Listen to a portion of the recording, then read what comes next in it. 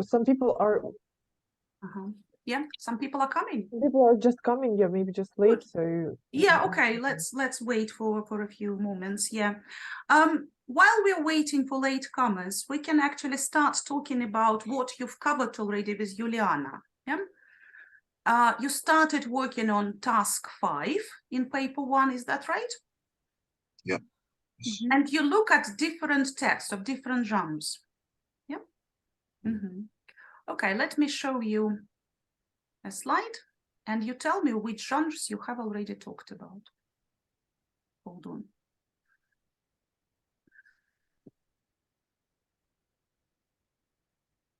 Sorry, there is something wrong with my screen. Now, can you see the slide? Okay, good. So, have a look.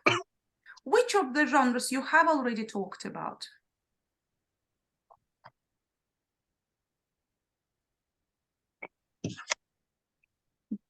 leaflet we had.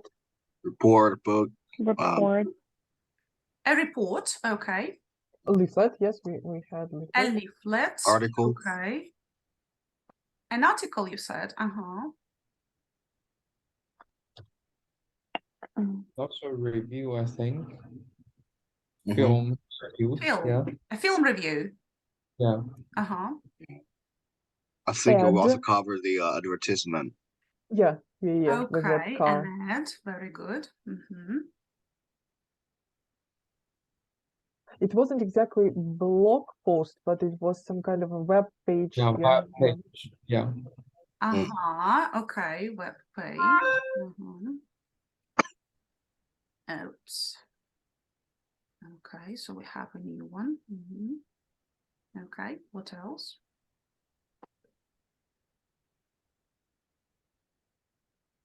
That's it? Okay. Yeah. Have a look at what's been left. Yeah, there are quite a few genres we can consider. For example, book cover, we'll be working with that task for sure. A recipe, that's a nice genre.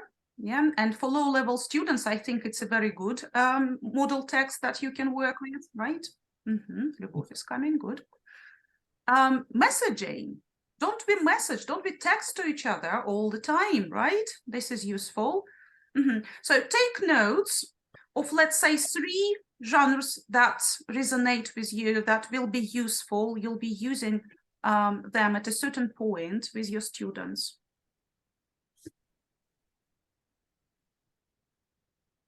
By the way, do you know what fan fiction is like? Oh, yeah. Yeah, okay. Anna, could you clarify what it means? So when we, for example, with Harry Potter, fans write their own version of the book, which is available for people to read, and maybe even proved, by the author. Yeah, exactly. So basically, it's a kind of story, continuation of something you read about or you watched, and you want to interact with the characters more. Something like that. And who will be reading a story of this kind? The other fans. People who also exactly. So it's like basically a blog or something of that kind, and they share information about the characters, their favorite characters.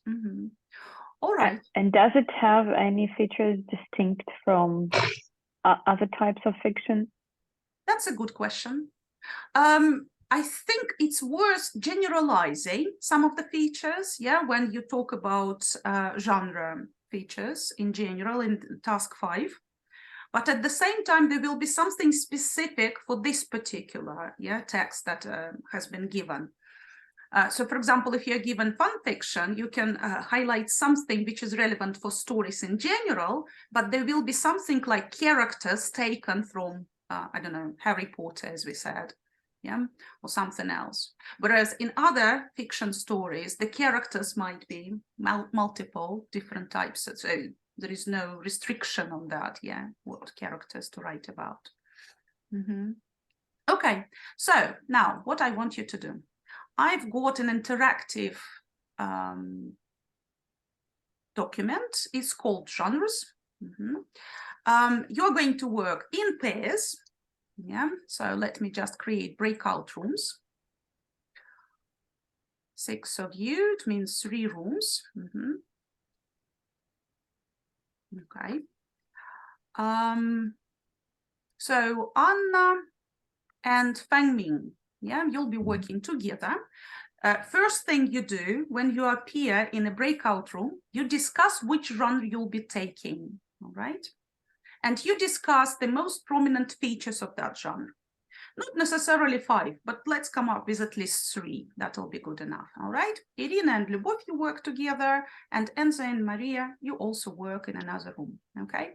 Now, because I've got only one link, one file, it means you need to identify which line you'll be using, right?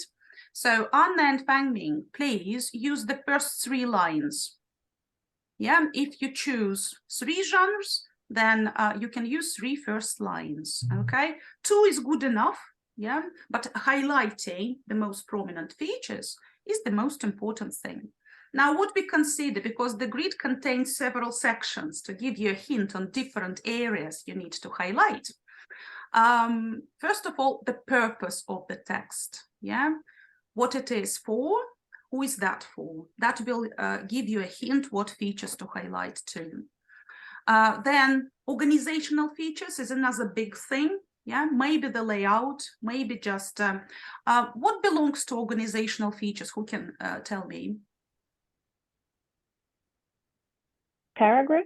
Yeah, paragraphing is one thing. Sometimes they're not paragraphs, they are sections, like in a report, for example, yeah? The paragraphs are not well developed sometimes, but clearly we have sections with headings, yeah? And if it is visual, if it's something that easily spotted, then it's the layout. But if it is content-wise, how the ideas are organized, put together, this is organizational features. Of course, there is an overlap between those two. And finally, the last section will be what? Grammar and lexis. Language, Yeah. exactly, language. So by language, we mean, yes, grammar, lexis, what else? Style? Good, style. Maybe functions, yeah, to make a bigger view instead of focusing on some grammar patterns. Yeah? Functions are very useful. All right. When we talk about lexis, how can we generalize what we can see in a text? Which terms we can use? Lexical terminology. That's lexical sets. Good, a lexical set, and the bigger one? Semantic field. Semantic field. Fantastic, fantastic. Yeah, those are great things. Sometimes you just say topical vocabulary, which is also good, yeah, but we can be more specific if it's possible to specify.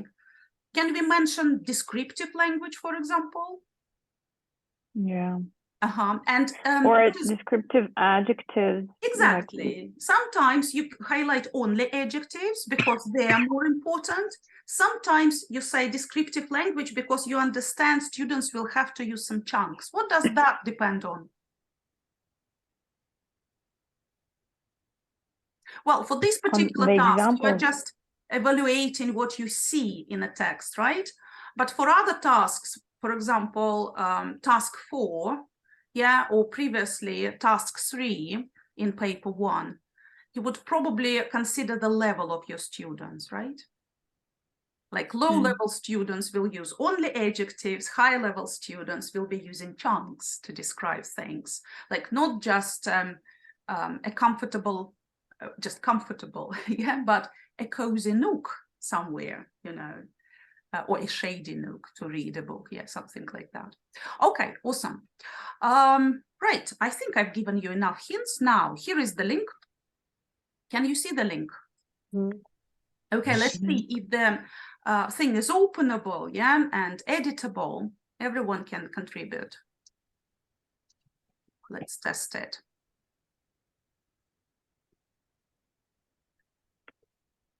Yes? Can you see 4 columns?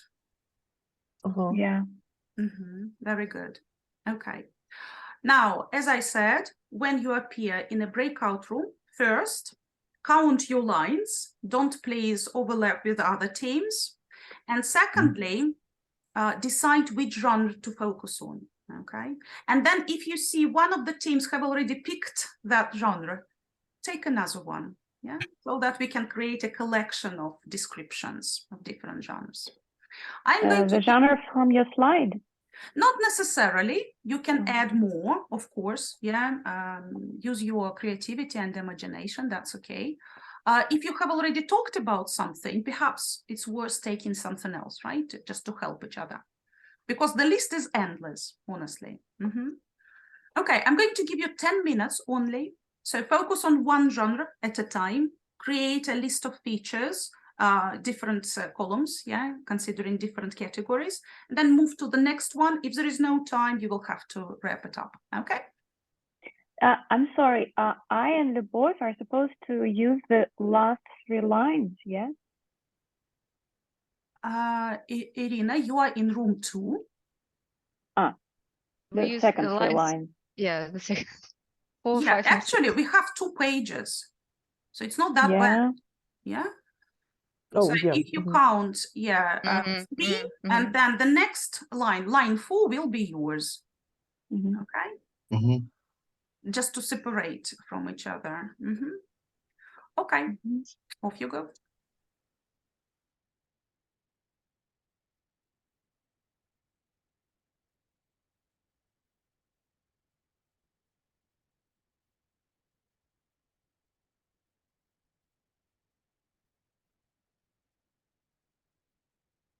Let me just. Okay, so some of the things that are surprising. Have a look at each other's lines. What do you see? Which features you think are not worth highlighting, perhaps? Which are not key features or something like that? Yeah, let's have a look.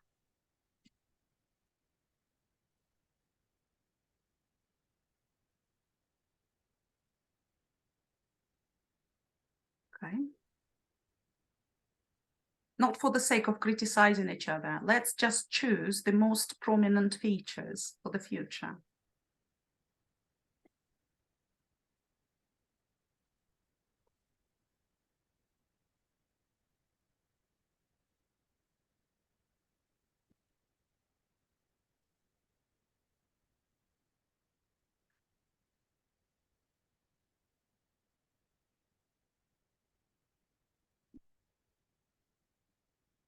Okay. Any ideas? Anything to share?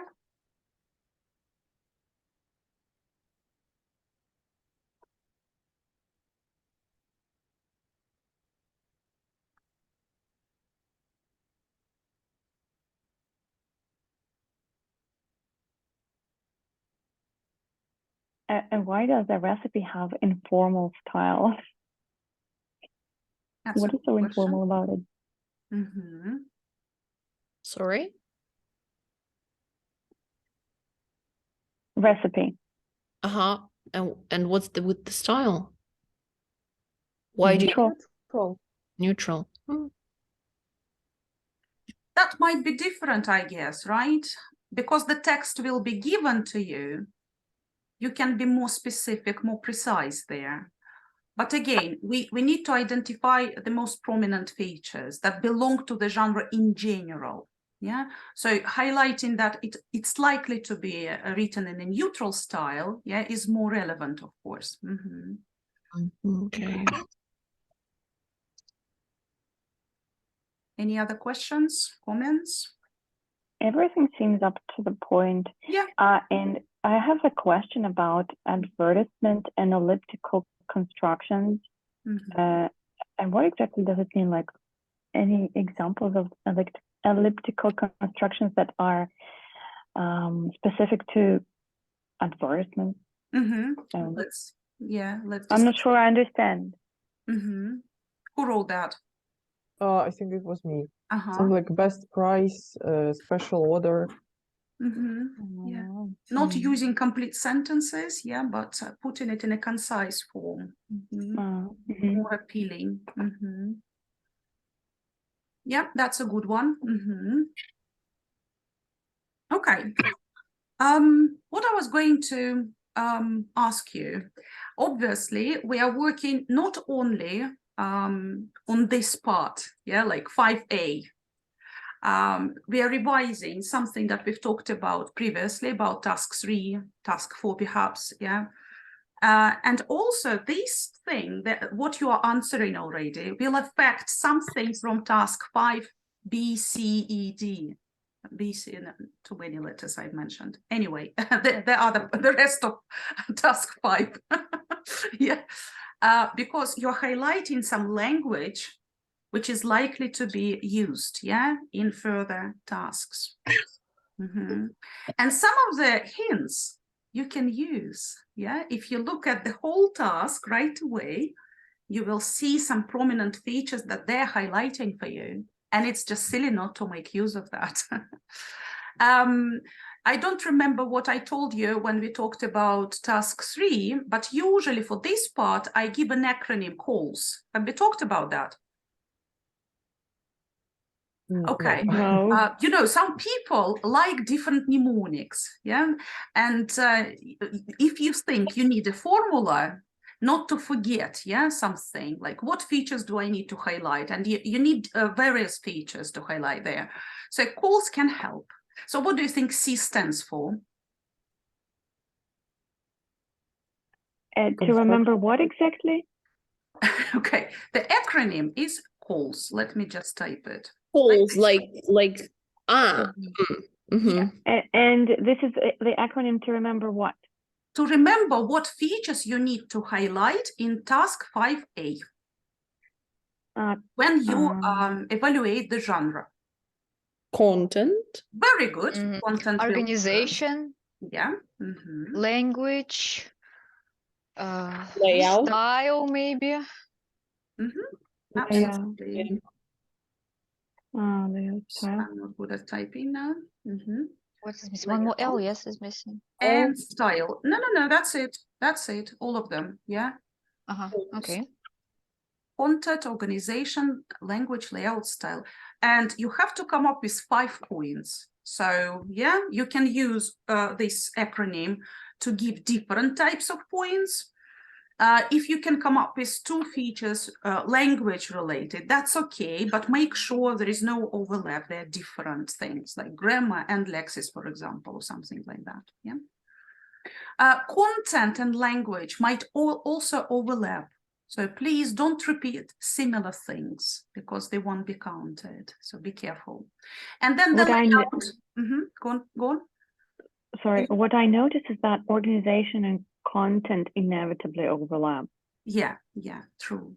Which is why sometimes you put them together as one thing, yeah, and then language will be split into like lexis and grammar, for example. Right, what I wanted to say. Which language? Yeah, no, it's okay. It's just, you know, at the end of each paper, you have to keep in mind too many things. Yeah, it's about multitasking, multi-thinking, multi-switching, and so on. And it's so easy to lose the train of thoughts there. So what language features have you highlighted for different genres? Let's just brainstorm. Narrative tenses. Yeah, so tenses in general, not necessarily narrative tenses, right? They will be narrative tenses if it is related to telling a story of some kind or giving a biography or something like that in the past, but they might be future tenses, for example, yeah? Okay. Present tenses, when do we use present tenses? What genres will be typical examples of using present tenses? Maybe anecdotes. Well, honestly, you can use both past and present, but yes, okay. Give me Yes. A leaflet. A leaflet, good. Maria, what did you say? A recipe, maybe, like A recipe. Yeah, well, this is not technically speaking, not just present. What do we call the grammar there? They're infinitive. Imperatives. Imperative, yeah. Take it, mix it, add it, and so on and so forth. Yeah. Yeah. Okay. Yeah, different types of procedure-related texts. Yeah, like a recipe will be one of them. What else? We can just generalize. If you write an instruction or you read, yeah, whatever. So a set of instructions will be also of the same kind. Sometimes if it is descriptive, it might be an encyclopedia entry or something, yeah. Depending, yeah, obviously on the content there. Web page. Yeah, a web page is likely to be in the present. True, yeah. Some and probably articles, also the menu, like we buy new Good. product, we read absolutely it, right. and learn how to conduct it. Yeah, different types of guidebooks, yeah, leaflets Yeah. you've mentioned, yeah. What else? A diary, maybe?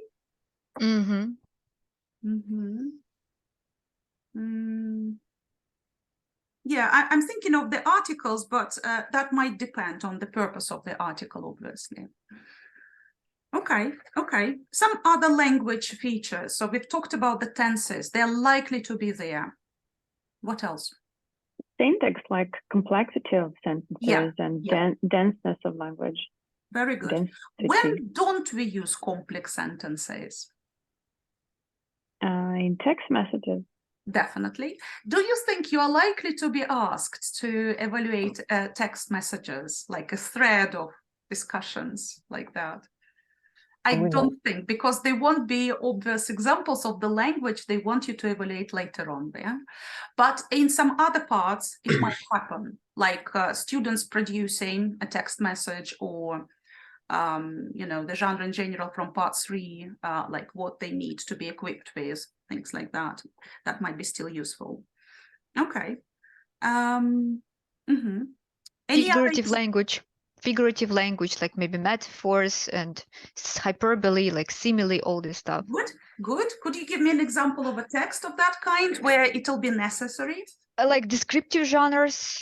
I mean, describing, somebody's like maybe poem, or maybe describing, I don't know, a personality of somebody. Yeah, fiction. Yeah, poems. Yeah, that's a good one. True. Okay. Right. Okay. So those are things all verb related. What else in terms of language you can mention there? Choice of vocabulary. Yeah. Okay. And lexis wise, what categories have you mentioned?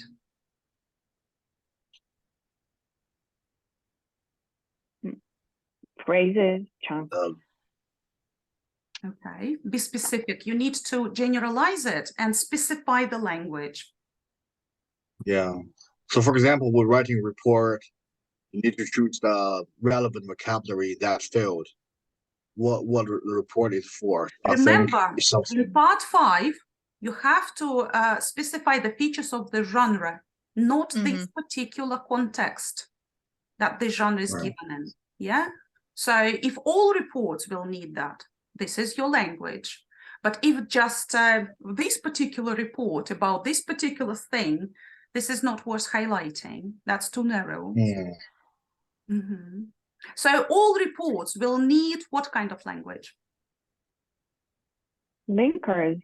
Exactly. Very good. Yeah. Discourse markers is a very reliable thing to highlight. Yeah, in general, for different genres, in different tasks. So keep in mind discourse markers as a kind of hint. And linkers perhaps depending on the text type, but yes, in the report, I would use discourse markers perhaps like to introduce something, to prioritize, maybe to make a conclusion or something like that, to give some suggestions, to highlight pros and cons, and again, a transition between them, things like that.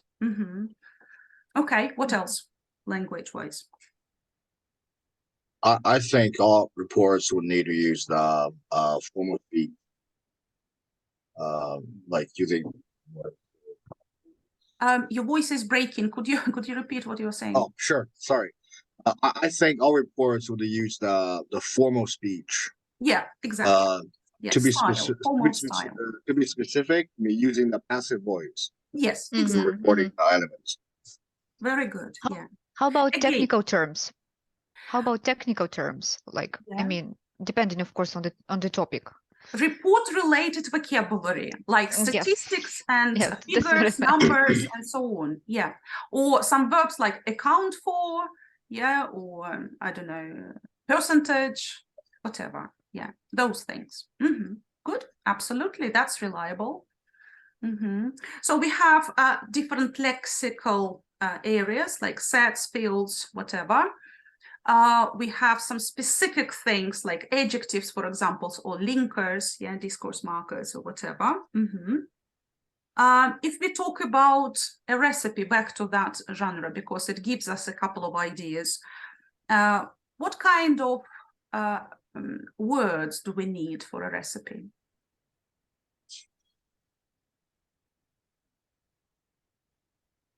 A lot of verbs. Topic related always, yeah. But what kind of topic related words? Well, food definitely. Yeah, Food also the verb. items, that's a lexical set already. What else? Cooking procedure, like verbs. Verbs, yeah. What do we Yes. call such verbs? Let's be more specific. Imperatives. Call them. Action verbs, right? Action Yeah, verbs. yeah. Okay. Like if we split verbs into two categories, there are action verbs and State. good. Yeah, state or stative, yeah, whatever you want to use there, yeah, in different books, yeah, they are named in different ways. But anyway, those things, that division can help. And where would you use more stative verbs? In a diary. Probably. Yes, some descriptive genres. Well, in essays, because we have to express our opinion. In review, maybe too. In reviews, absolutely. Very good. Okay, awesome. Okay, so we've talked about tenses. Syntax-wise, different types of sentences, yeah, like complex sentences, simple sentences, and of course, behind that, there are many different categories. Yeah, what type of complex sentences? By the way, what types do you know? Conditional. Okay, that's a good example. Very good. Yeah, any other? Compound. Good. What else? Complex. Yeah, Well, yeah. What there are kind of complex and clauses can be compound. there? Like subordinate? Relative. Yeah, relative, relative, exactly. yeah. Very good. Okay. Okay. Yeah, and then when we produce a report, you said it's formal, and the passive voice obviously belongs there. There are certain signs of formal style, not verb-related grammar, though. What do you think I'm talking about? Gerund. Yes, yeah, gerunds can be used, of course, yeah. And nominalization in general, like noun phrases in general, we use them more in formal writing. Okay, awesome. So that's a starting point, yeah. So we brainstormed quite a lot. That's already good. Now I'm going to show you a couple of texts, and you try to identify the genre without reading it precisely, just what you can see. What do you think this text is like?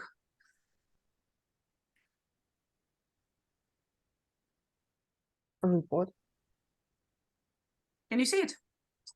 Yeah. An article.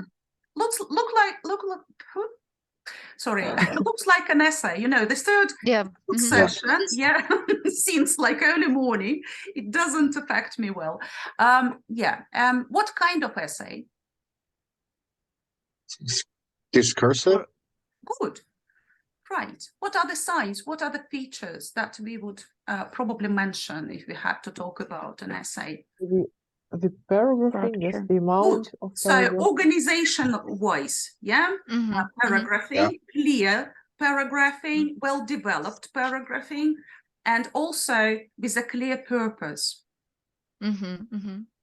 Okay, and how can you exemplify it? because having highlight the feature, you need to exemplify it. Like the first paragraph presents the issue, Good. like in second paragraph, like 4 maybe points, the third Existing. against, and then conclusion. Exactly. In conclusion. Or in this case, if you read it carefully, you will see it's an advantages and disadvantages essay, right? So the first paragraph is introductory, then advantages, then disadvantages, then conclusion, something like that. And that's a typical structure. So, okay, organization, we've highlighted. What else? Discourse markers. Good, linkers, and some of them are highlighted for you yeah, from my previous trainees when the course was, paper-based, yeah, and then I scanned the examples. Okay, what else? Formal language. Good, and what are this style, the features of the style? It can be argued passive. Okay, so passive, yeah. Impersonal constructions. Yeah. Great. Okay. Anything else we can highlight? We need 5 points, right? Vocabulary, formal vocabulary, like eliminated. Yeah. Increase. Some lexis related to describing advantages, disadvantages, perhaps, yeah. Passive voice is used a lot. Passive voice, yeah, we've mentioned that, yeah. Oh, you mentioned, okay. Good. Okay, and what do we have to do apart from giving advantages or disadvantages, presenting our point of view? Provide some arguments, maybe examples. Justify, support, and so on. So some of the features are highlighted here. Yeah, some of them are content and organization related. Yeah, then language and style and layout, which is obvious. Again, we don't want to repeat one and the same thing several times, so clearly you can see an overlap between them. Okay, now how about the next one? What does it look like? Immediately you can spot. Like an email. Email. Report? Yeah, it is actually a report. You're right. It might be an email at the same time, yeah. But clearly we have headings. Yeah, we have sections. And again, the purpose of the report is clear there, and so on and so forth. Yeah, and you've discussed the report in detail, so I'm not going to take your time here. Yeah, actually, I'm going to share this grid. You will see my slides at the end. And there are quite a lot of text that I've included, what I've seen in different sample papers, what we've talked about with my trainees. Some of the things are similar, which is why you can see like descriptive genres in general are put together in one box, yeah. They have quite similar features. Anyway, now let's start working on language awareness. Have a look at a list of questions. Do you have a piece of paper and a pencil or a pen in front of you? Okay, awesome. Take notes. How many questions you can answer? Just ticking, basically. And how many you would like to find the answers for? Yeah, I'll give you just a moment to read and think.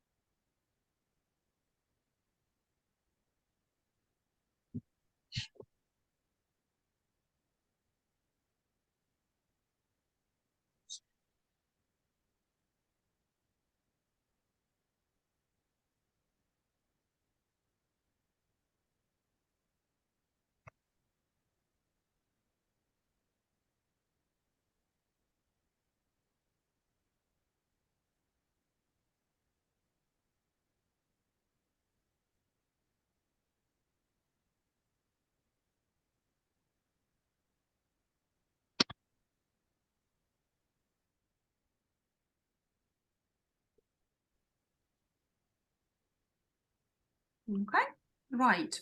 So would you use the chat box and type in the number of questions you want to know more about? Like, for example, I don't know the categories for verbs. I would put number 4 into the chat box.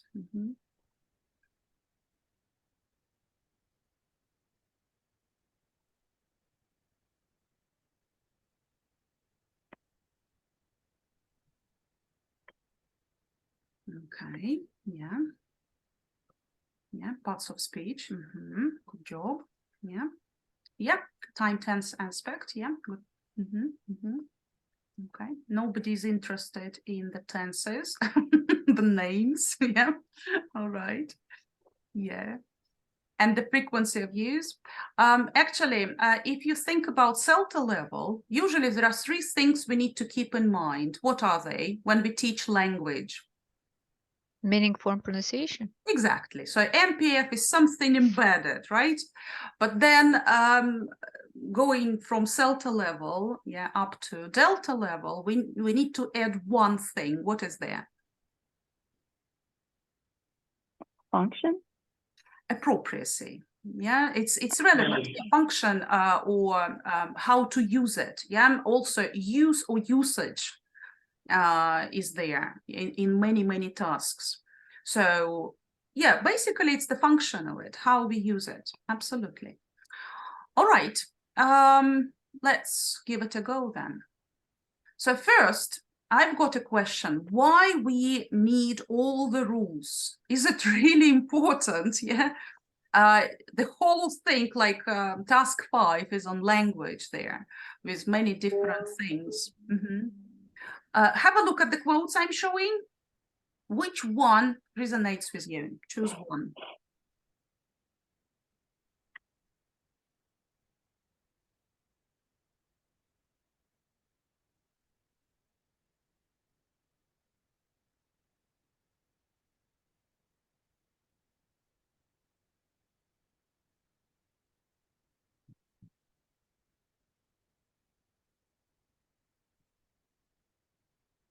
A couple of weeks ago, we had a conference, right? And some of you were happy to see Stephen Krushen there. Yes, Irina. And what was his opinion on clarification of the language? Do you remember?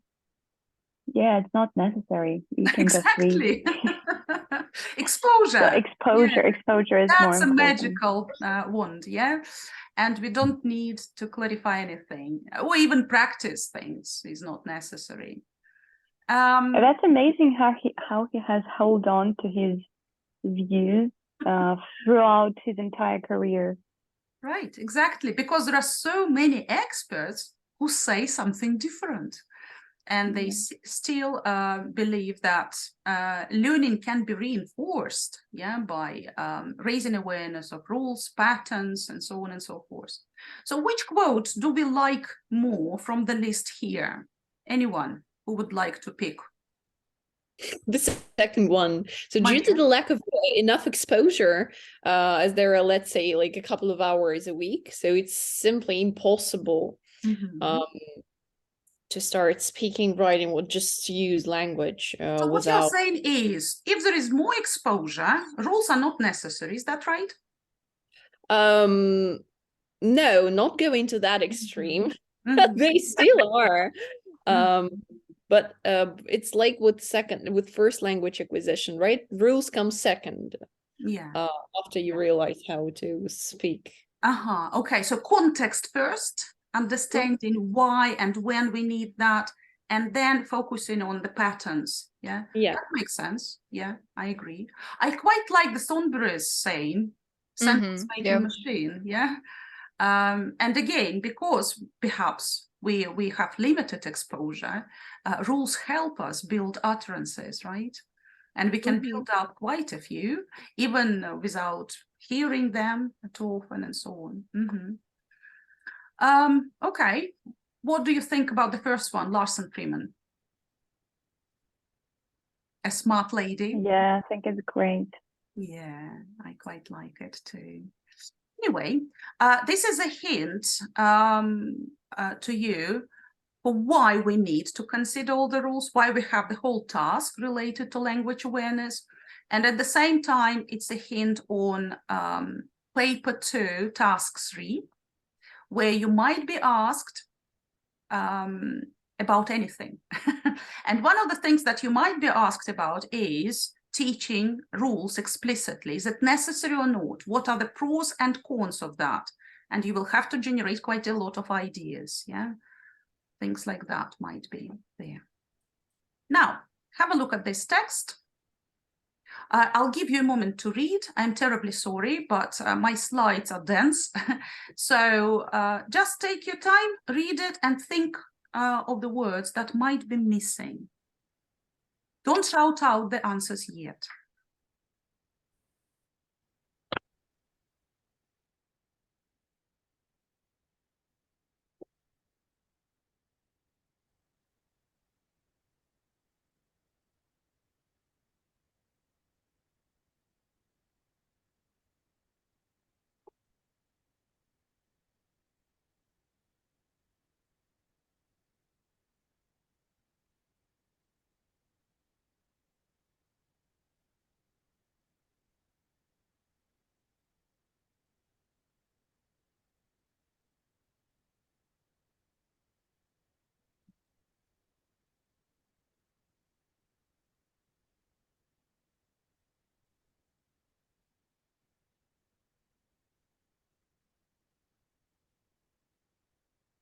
Hey, why do you think I don't have numbers in the gaps?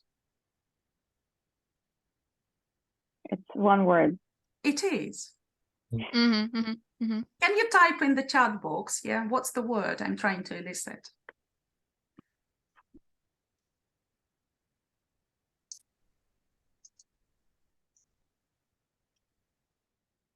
Okay, we have different opinions, isn't it amazing?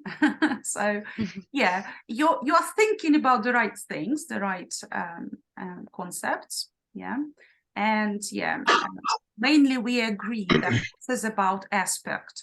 Mm-hmm. What helped you figure out that it is about aspect? Progressive and perfect. Yeah, the first sentence. Mm-hmm. Speaker view. Yeah, view, absolutely. Yeah, attitude, sometimes we think, yeah. Yeah, good. Okay. How about this one? The same thing, take your time, think, and then type your ideas in the chat box.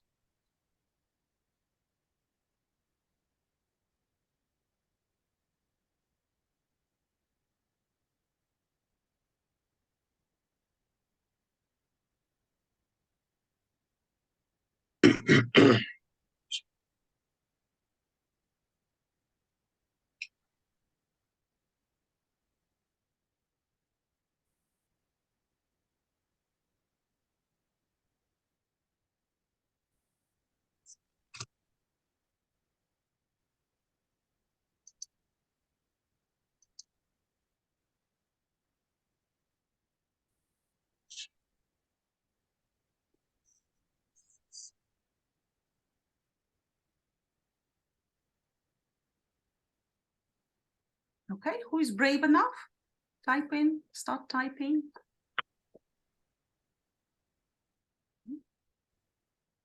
Yeah, absolutely. This is about tense. Again, what hints are given here? Inflected, Exactly. present and past. Yeah, present and past. Form as well. Yeah, so if you're asked to highlight the form or problems related to the form of the target language, you'll be using tenses there quite a lot. I mean, if we are talking about verbs, obviously, but yeah. Okay, awesome. And one more thing. Obviously, I can't highlight the whole thing for. So we are considering 3 concepts. What are they? Aspect, Tense. tense, and one more. Time. Very good. Amazing. Now, these 7 definitions are also about either aspect or tense or time. So I figure out which is which. I'm sorry, I have two tools again. I keep correcting that, and then on this laptop, I don't have it right. But that doesn't matter.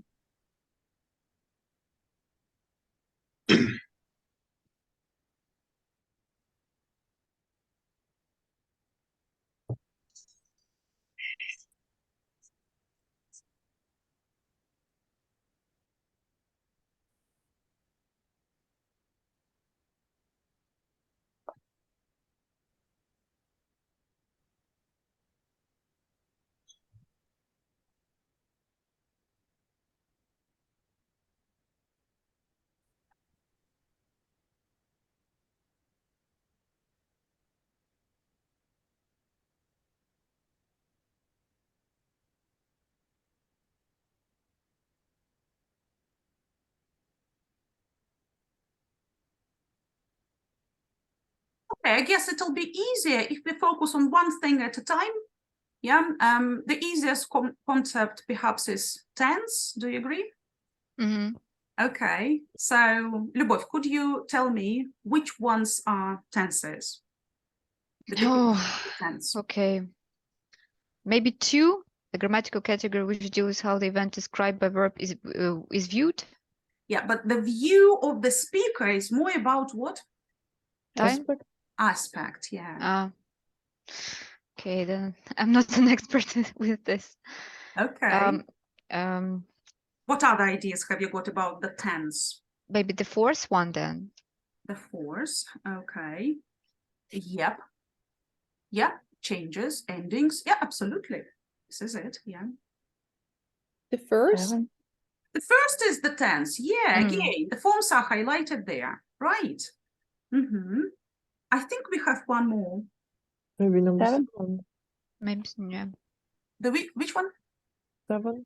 Yes, the sevens. Again, morphology, endings, yeah, inflections. Absolutely. Okay, let's focus. I don't remember if the slide is animated or not, so I'm eliciting all of them first.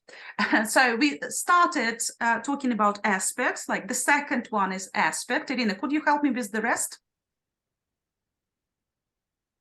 Aspect related. 3, 4, 3, 5, 6. Good, exactly. So what's been left then, Anna?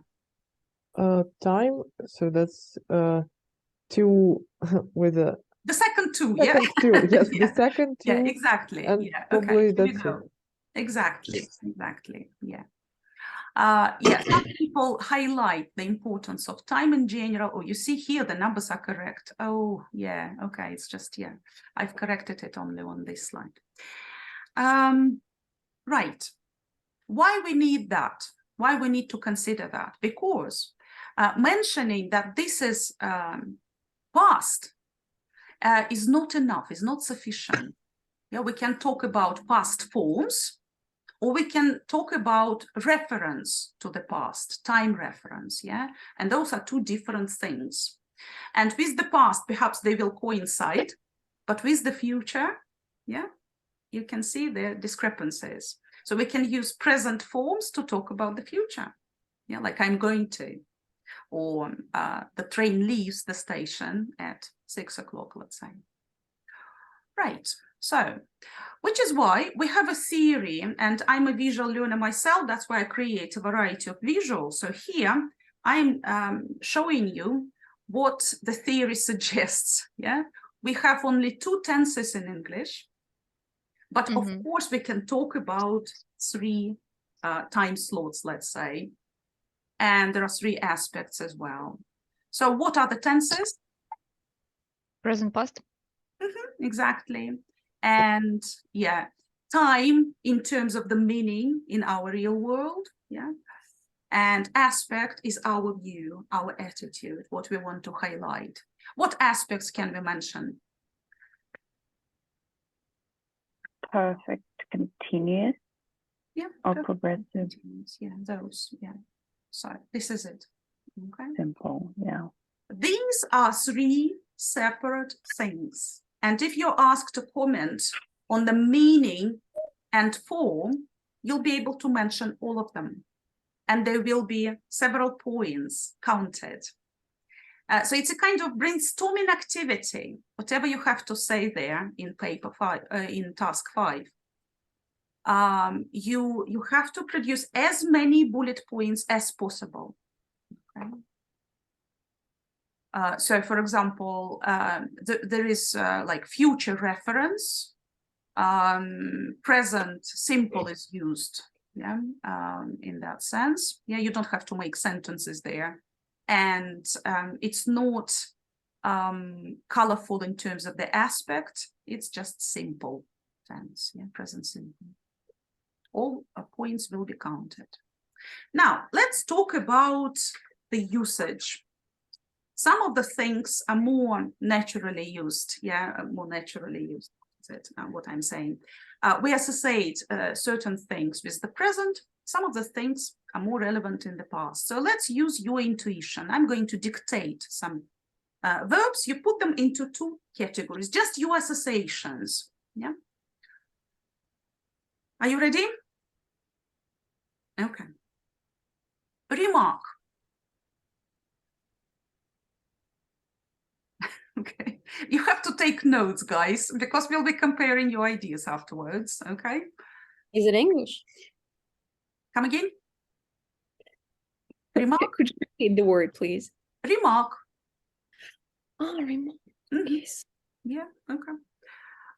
The second word is mean. Yeah, they're all verbs. If you think of something else which is also mean, that's a different thing. Okay, so do you associate it with the present or with the past tense? Mm-hmm. Nod.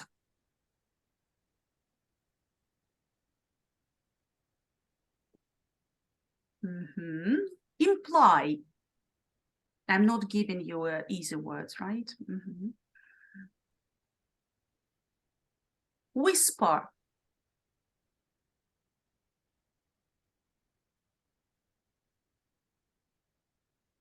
Exclaim.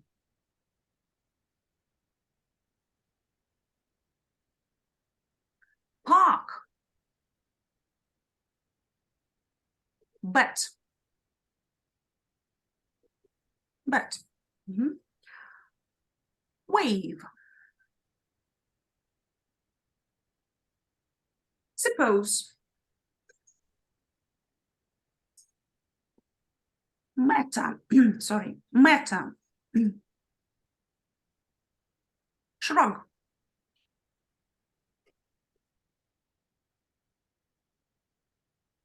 Mm-hmm. Doubt.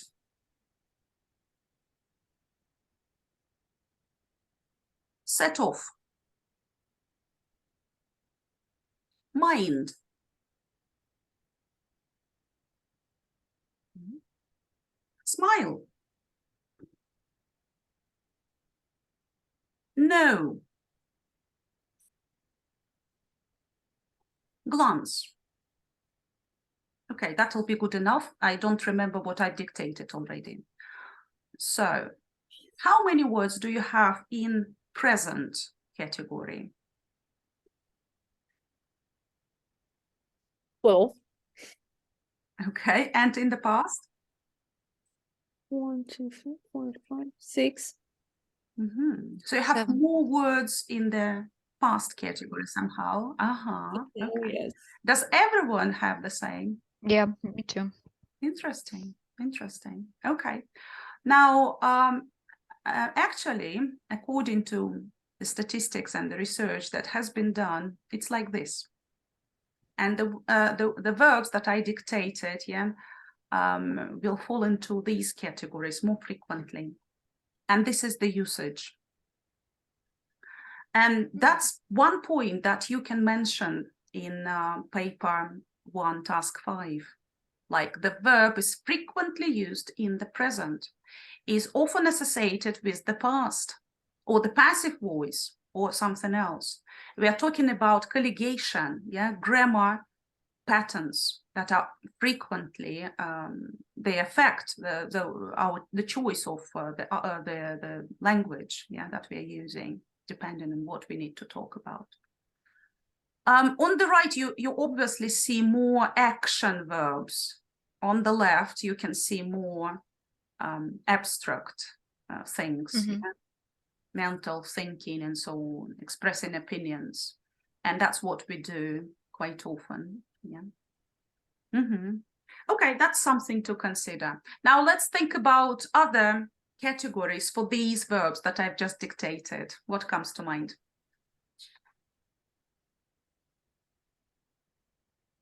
Which categories, like a verb-wise, you are asked to talk about the form of the verb. Transitive, intransitive. Good. What else?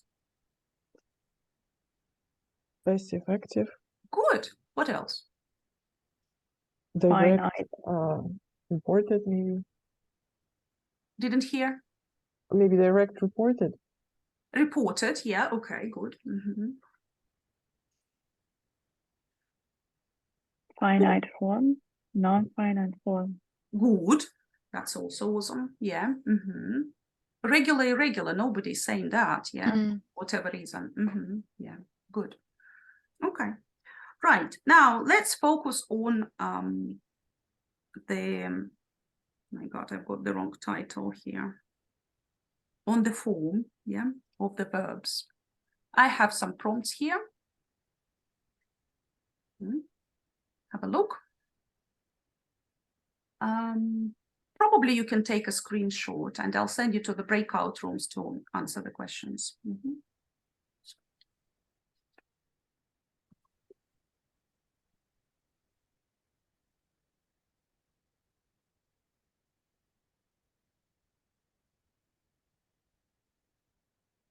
Okay, everyone's got the task?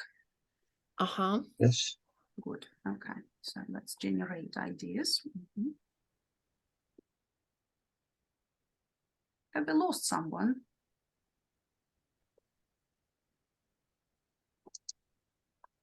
No, everyone is around. Okay, okay, yeah.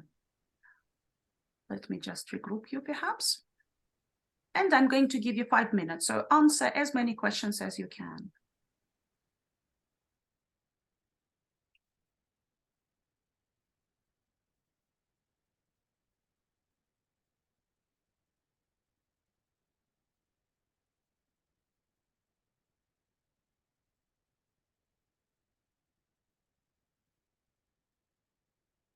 With this thing today.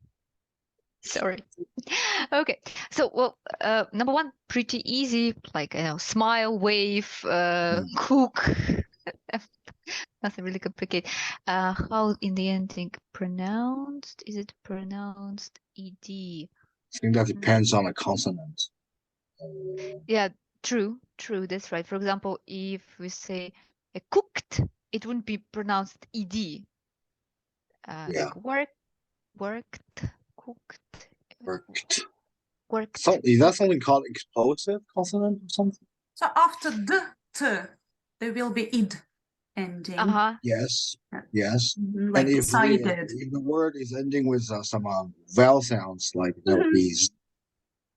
Yeah, studied, obviously. Studied. But again, yeah, it's studied. yeah, something like this. Move on. Irregular verbs in English. How many regular verbs in? Wow.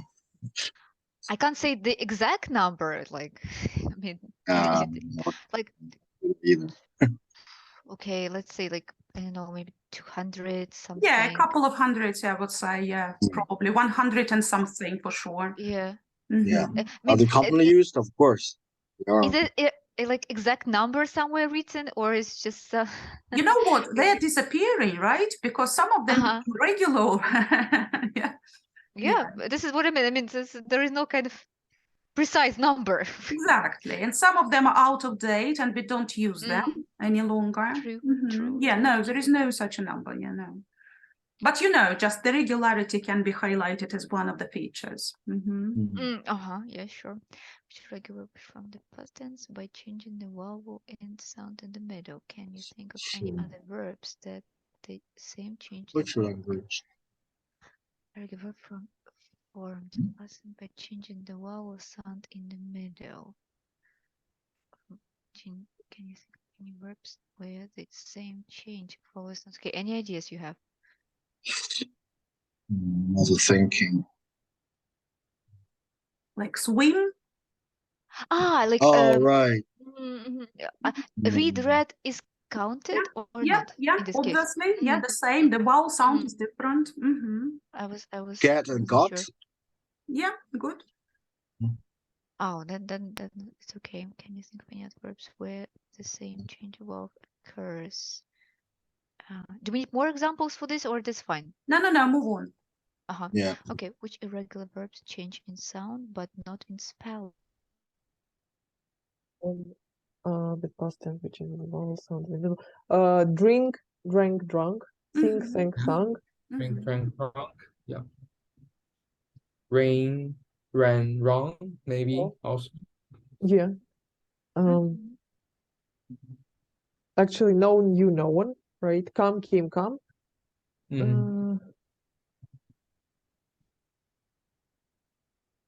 Well,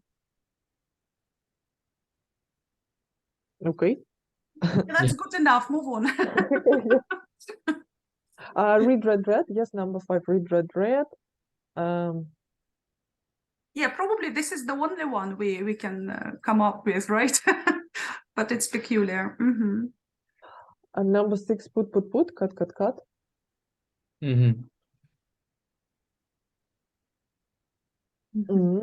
Number 7. Oh, B, I think. Yeah. Number 7. Number 7. Yes, like B was verb being. Yes, they are unrelated. Anything else?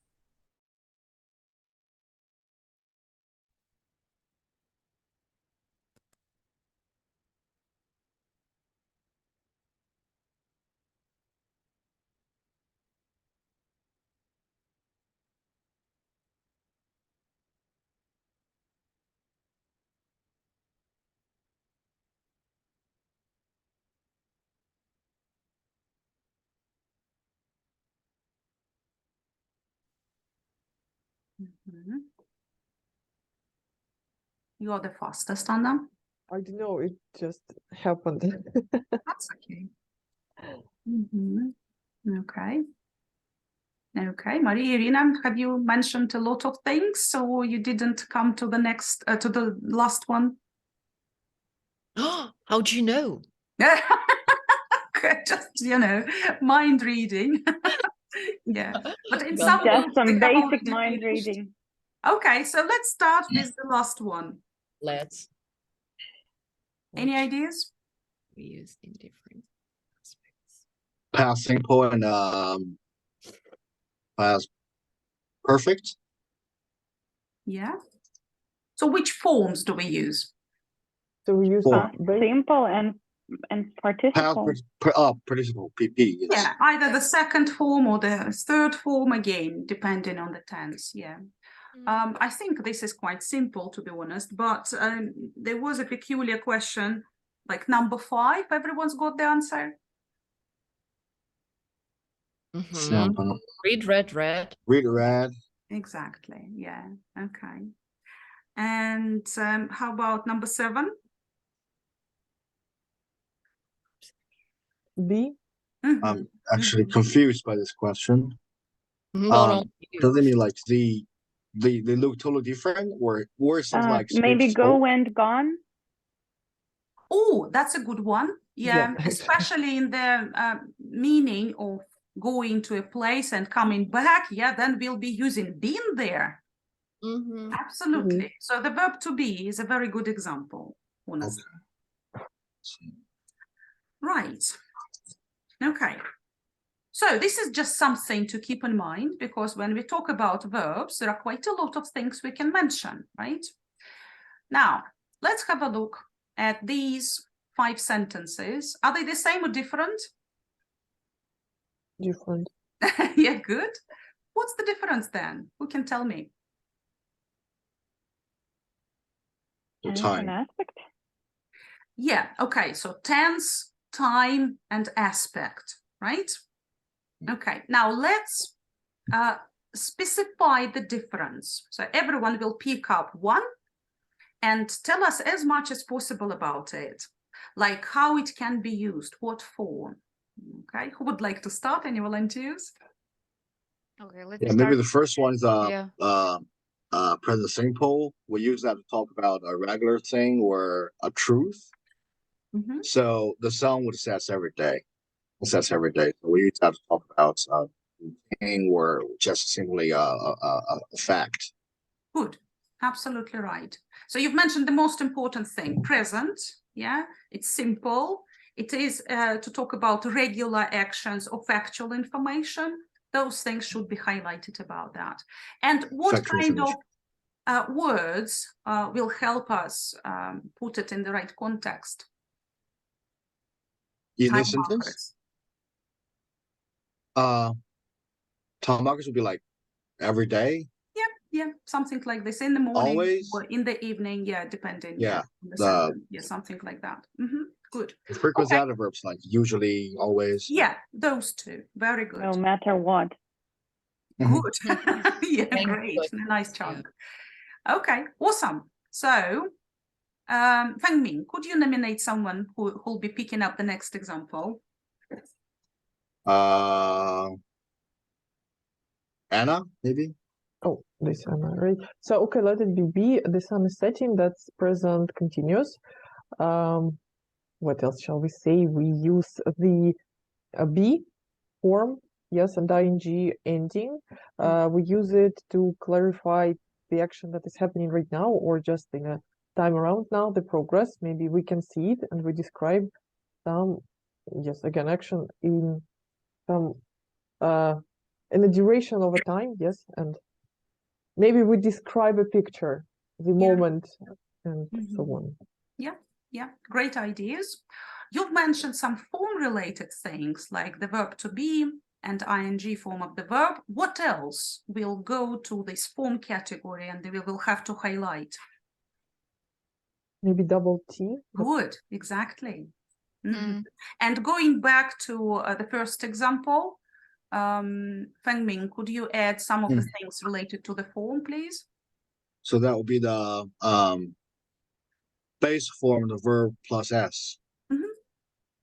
Yeah, third singular s, yeah, ending. Good. Okay, let's move on. Who'll be next, Anna? Oh, Lyubov? Okay, I'll take then the C one. Like present perfect. We have auxiliary verb have, which is used in third form, so we add s, and then we have past participle like set, which has the same forms like set. Well, it's used so it's a past action connected with the present. For example, in situation when something has just happened, for example. Yes, the word just or already can be used in this context. Yeah, well, yeah, great, awesome. Yeah. You just said that have is formed with the ending s, but actually we need to change the word, yeah? Of course, it can be have, can has, depending on the subject. Yeah, so In this s case, ending is a sign, of course, on the third singular again, yeah? But sometimes we just change the word completely, and that should be mentioned. And it's a separate point that you can earn. Okay, awesome. Nominate the next person. The victim. Oh, okay. Okay, Enzo, could it be you? Yeah. Okay, so that is tough. Okay. So that Sorry. is present perfect continuous. The form is have or has been doing something because the subject is the third person, so we are using has here. And also maybe the double T should be like emphasized. And also the use about this form is to indicate something that happened, an action happened in the past and is still in progress at the time of speaking. Yeah, maybe. Yeah, still going on, yeah. Yeah. Okay, yeah. There is one more thing I want to hear about the form. What do you think? Passive. Being. Yeah, the What do we passive say voice. about it? well, you can say it's the third form of the verb to be. Yeah, you can also say it's the past participle. What else? Like formula-wise, if you have to teach this grammar to students, what will you have to mention? So maybe it can be how to say? Maybe the time indicators for using this form. That too, yeah. And also, we never change it. Yeah, for Is my it like students, I often highlight it as a kind of black box. Yeah, if we use this tense, it will always be there. Something like that. Well, this structure, let's go. Okay, and finally, one more. Maria. Okay. All right, the sun has set. It's past perfect. It denotes an action that happened before another action in the past, so like shows some predecession. Speaking about the form, we've got the auxiliary verb had, and verb set, which is in the third form, or a past participle. Usually, how do we know that it's past perfect? We have another action in past simple usually. So they are friends, they usually go hand in hand, or maybe the previous sentence was in past simple. Absolutely. Yeah, because it's an aspect, it's our view. We highlight the sequence of events, right? This is the usage, the function of this grammar. And also had will never change, whatever the subject is, it'll stay the same. Right. And said has the same forms, but we have already mentioned that. Awesome. You see, we've already brainstormed quite a lot of ideas, no matter how simple the examples are in front of us, right? So let's talk about distance. Yeah, there are different ways of looking at that. Yeah, and we can talk about temporal distance, which is the difference in time. Yeah, like if we refer to the past, obviously we use past tenses. So take a step back from reality, from the present. Now, hypothetical distance is when we talk about imaginary situations, yeah? And we also take a step back and use past forms to talk about something which is not very realistic. But we can also talk about social distance, and that's again usage-related, appropriacy-related terms, yeah, when you want to be more polite. And here you have some examples. So another hint how grammar can be interpreted. Okay, any questions at this stage? No, let's move on. I think I have another dictation. Okay, still have a piece of paper?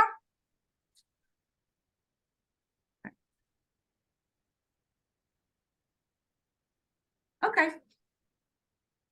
What I want you to do, I want you to draw what I'm dictating. So please don't write the words, but create an image, a picture, okay? So for example, hill, whatever comes as an association. Sorry, hill? Hill. Like kill somebody. Oh, okay, like a verb. Okay. Yeah, we are also talking about the verbs again. Okay, must.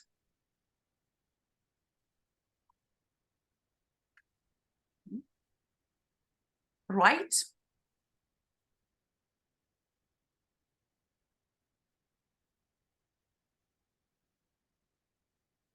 Be.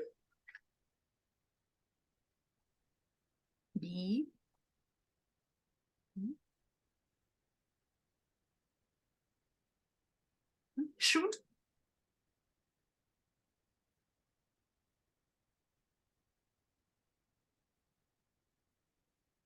Run.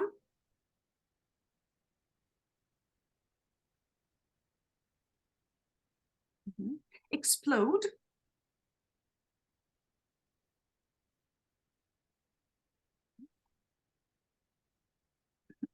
Will.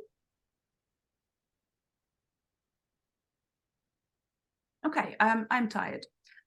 Okay, now, could you share your images? What kind of images you've created, and was it a challenging task? Yeah, especially with will. And I'm be. still thinking.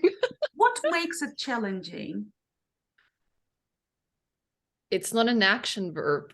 Well, it's not even well, it's a verb, but still, Exactly. it's So we're talking about the meaning of some verbs, right? And some of them don't fall into this category like action, which are easy to interpret. Yeah. What type of verbs are they? Modal verbs. Modals. What else? Dative verbs. Good. Maybe. I'm just thinking Right. if all of them like that, but yeah.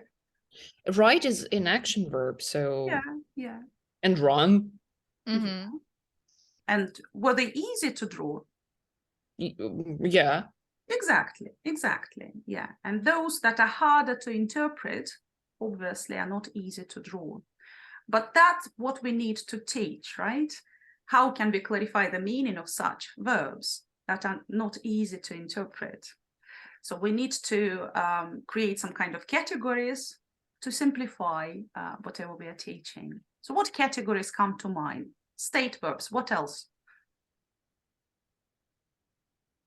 Action verbs. Modals, we've talked about that. Yeah, what else?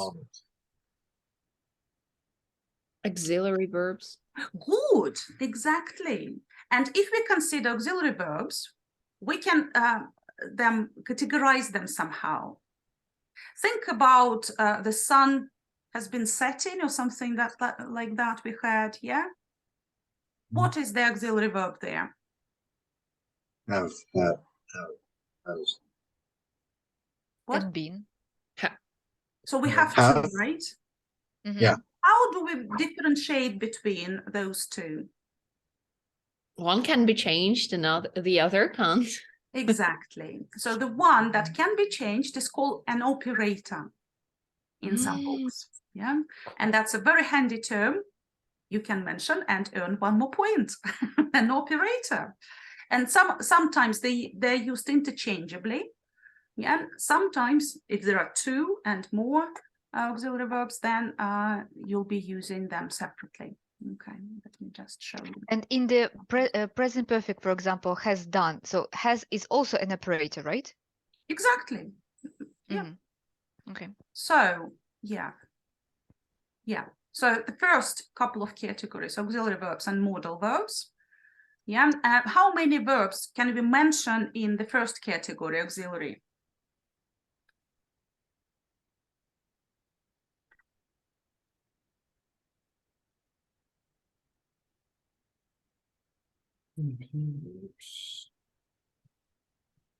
Three. Yeah. Give me them. Be, have, and get, maybe.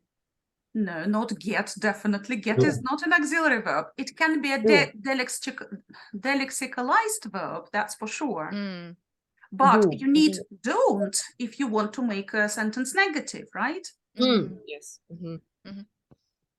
So do, be, and have. Yeah. Do we use in simple tenses?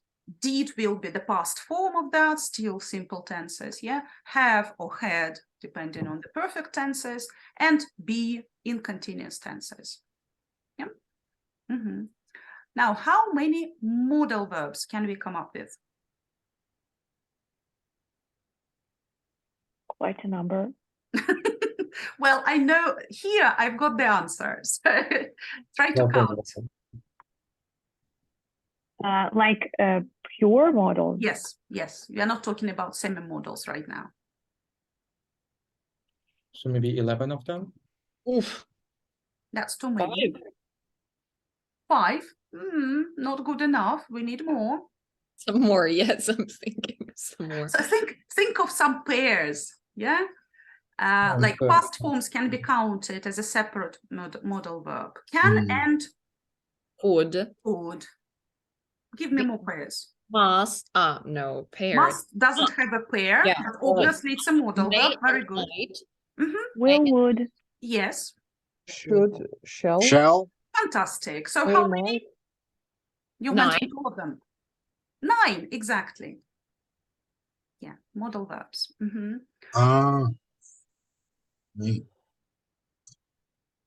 Yeah, those are strictly speaking modal verbs.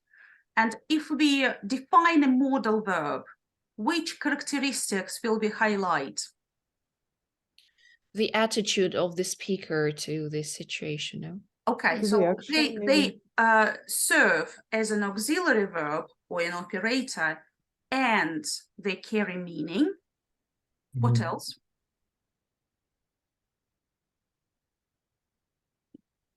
It must use base verb after them. Could you repeat, Enzo? I say, and you must use base verbs after Good, them. exactly. Yeah, they should be followed by a bare infinitive. What else? They do not change according to the subject, right? They don't take inflections, right? Okay. And in terms of pronunciation, I think we need to look at the contractions. Okay, yeah, like can is peculiar, yeah, like in terms of contracted forms, Like, yeah. Okay. He will and he'll. He will. He yeah. will. Okay, maybe. This is Question not the form. most prominent feature because contracted Okay. forms is contracted form. Yeah, it's everywhere. What else? Like a modal. Question forms are specific. In what way? You need to use inversion to make a question. It's always for auxiliary verbs. Yeah, we've just mentioned that they're an operator and they carry meaning at the same time. Yeah, that's true. Now think about 2 modal verbs. Can you find them together in one phrase? Can you say, I can, would do it? Yeah, so modal verbs don't go together. They can't be used back to back. Yeah, and they should be followed by an infinitive, a bare infinitive. And then if we consider some semi-modals, some of the characteristics will still stay. Yeah, like if you memorize have to as a chunk, then bare infinitive is there, but which pattern is not there?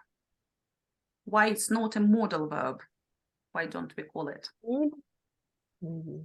Come again? Need. Yeah, okay, let's take need, whatever. Yeah. We need an auxiliary verb, right? To make questions and yeah. Yes. That's why they're called, yeah, semi-modals.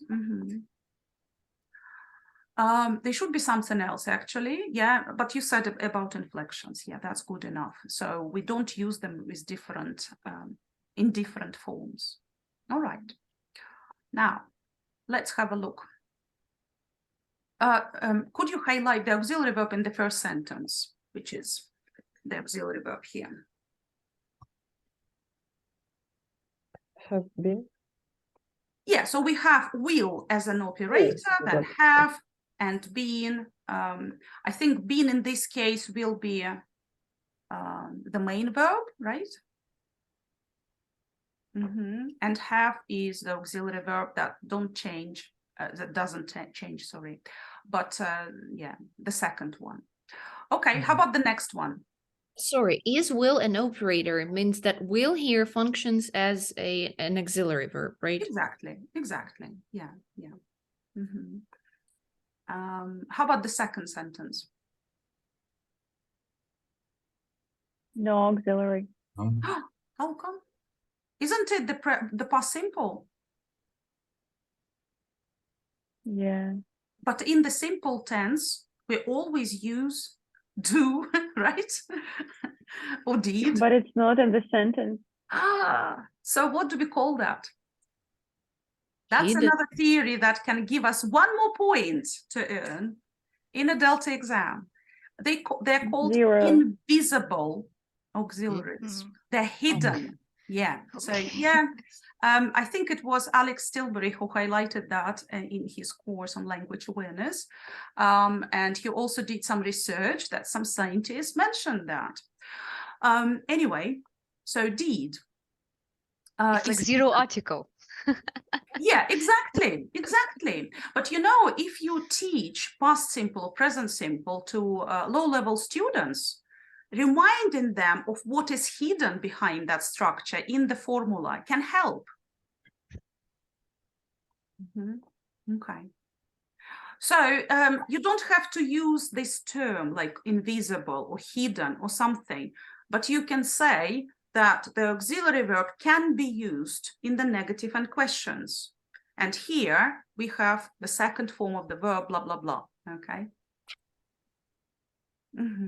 Okay, and just the difference between will and have in this case, remember what we've talked about. So the first one can be called an operator, but both of them are obviously auxiliary verbs.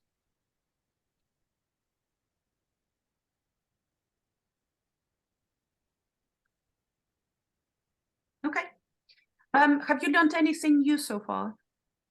Oh yeah, A about couple of operator. things, right? Okay, okay, yeah.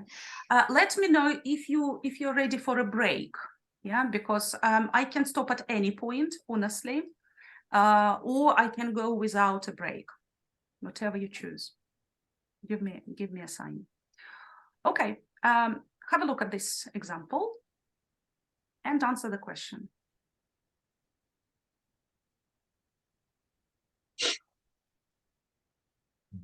Obligation? No, it's a guess. Isn't that a guess? Deduction? Oh, nice. So we have two suggestions, yeah, here. It might be either to express certainty or obligation. So give me the context, why we would use it in the first meaning. Like make a situation, you mean? For example, I don't know, you can't find your keys and you know that they must be somewhere in your bag and you say, okay, it must be here. So I know the level of certainty is pretty high because I remember that I put them somewhere in the bag. Yeah, very good. So yeah, exactly. I have a very similar one. Okay. And how about obligation?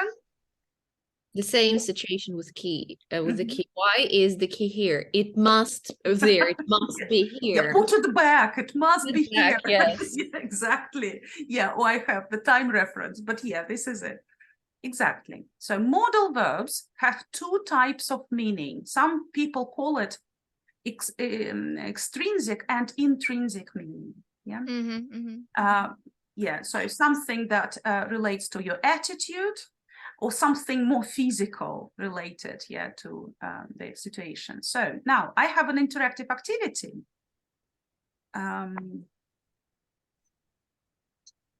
Let me just find the link to that thing. Meaning of modal verbs.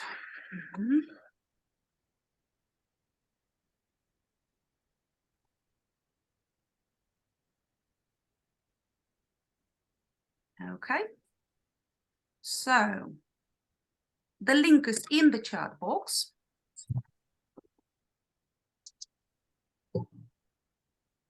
In a moment, I'll send you to the breakout rooms.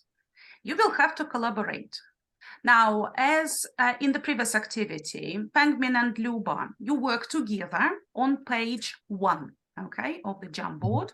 Irina and Maria, you are in room 2, so you'll be working with page 2. And Anna and Enza, please use page 3 from the Jamboard, all right? Okay, now, can you see different extracts, different examples of modal verbs below the grid? Yeah, below and on the sides. So you can take that text box and put it into the right category, having discussed the meaning with your partner, okay? Yep. Now, those of you who are really fast, and I understand that some of you can be really fast, think of one more example for each category, okay? Off you go.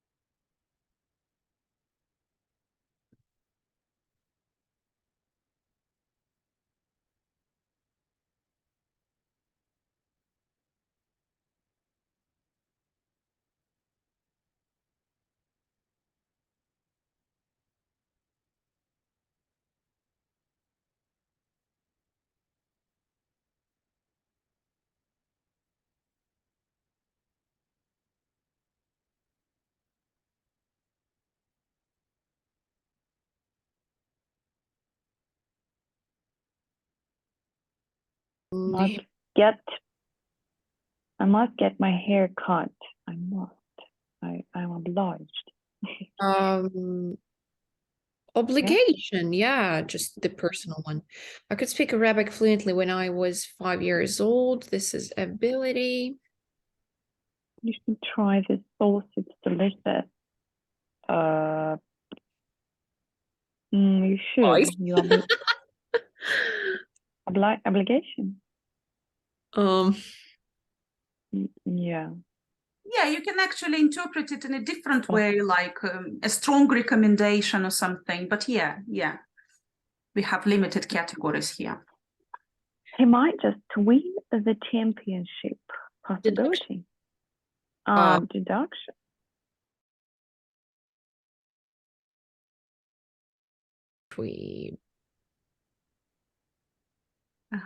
Which one? He might just win the championship. I think we are between deduction and possibility. Okay. What other groups think? That example with might.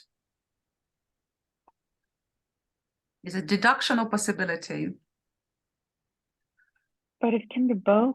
Yeah, we can interpret it in two ways, absolutely. Yeah. Okay, if you look at the grid, hopefully you have at least a couple of examples in each category, is that right? Yeah. Like it can't be true. We discussed with Nick that it can be possibility and deduction. Yeah, exactly. Because one and the same verb can carry different types of meanings, yeah? And in a limited context, we don't have the whole thing there, the whole situation is not clear. It can be interpreted in two ways. What can we say about the meaning of modal verbs in general? If we look at the whole thing, what's the implication, Ross?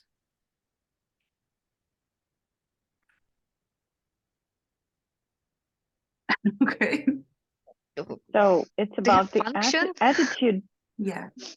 Attitude towards the situation. Right. Yeah. Or scientifically speaking, remember what I've mentioned: intrinsic and extrinsic meaning. Yeah. Hold on. Okay. Yeah. So if we just generalize that, the first category is intrinsic meaning, mission, obligation, prohibition, willingness, and when we talk about probability, it's more like extrinsic meaning. What do we usually teach for low-level students? Intrinsic. Exactly. So we start with something more obvious, something that is easier to understand, and interpret.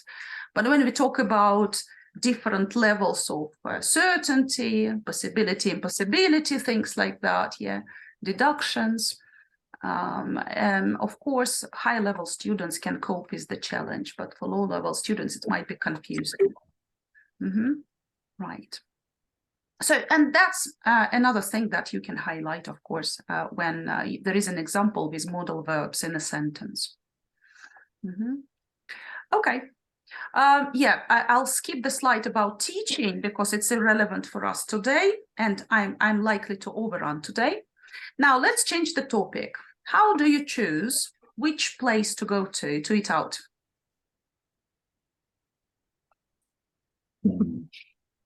What a twist.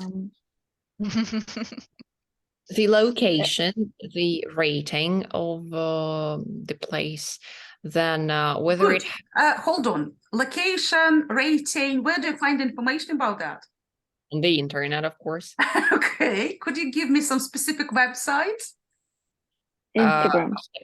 Yes, what? Are we allowed to say it out loud? Yeah. Okay. Yeah. Some of the websites like that, right? Okay. Right. So I'm going to show you a review.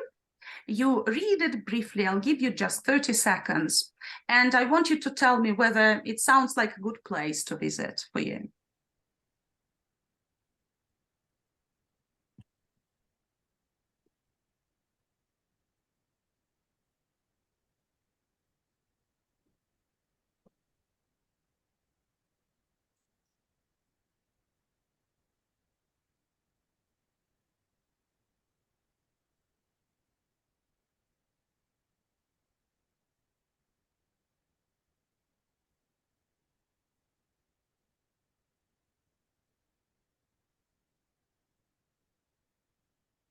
Okay, time's up. Mm-hmm. Yeah, of course. Looks like a rave review, so why not? Yeah, right.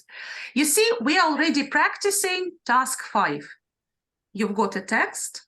Yeah, you have to read it to understand the purpose and so on.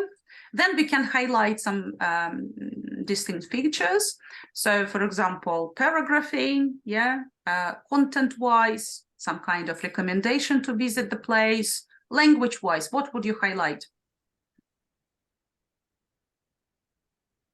A lot of descriptive vocabulary that makes you want to go to the restaurant. Yeah, yeah. Topic-related vocabulary. Salads, meze, Good. table. Yeah, a lexical set or even a semantic field if you come up with many ideas. Yeah, good. Anything else? Linkers, Irina?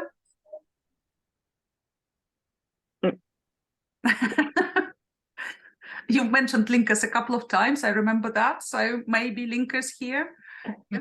Because the text is quite coherent and cohesive. And obviously there are some linkers. We can also focus on complex sentences or simple sentences, whatever they are, and probably it's a mixture. Yeah. And if we talk about tenses, what do you notice here? Perfect. Present. Actually, I've selected a number of sentences which are Conditionals. not the present. Have a look. So let's evaluate these forms. Okay.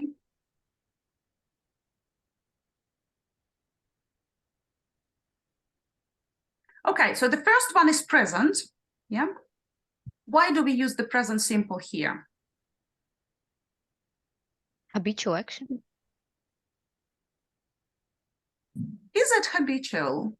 I think we are describing something which is a feature of that restaurant or something, what they offer, yeah? A general fact about this Yeah, restaurant. something like that. Yeah. How about the second example? What can we see? Passive. It's the passive. Why do we need the passive form here? Because we don't care who exactly presented in a beautiful, such a beautiful way. Yeah, to keep the focus on the things we are talking about, right? Okay.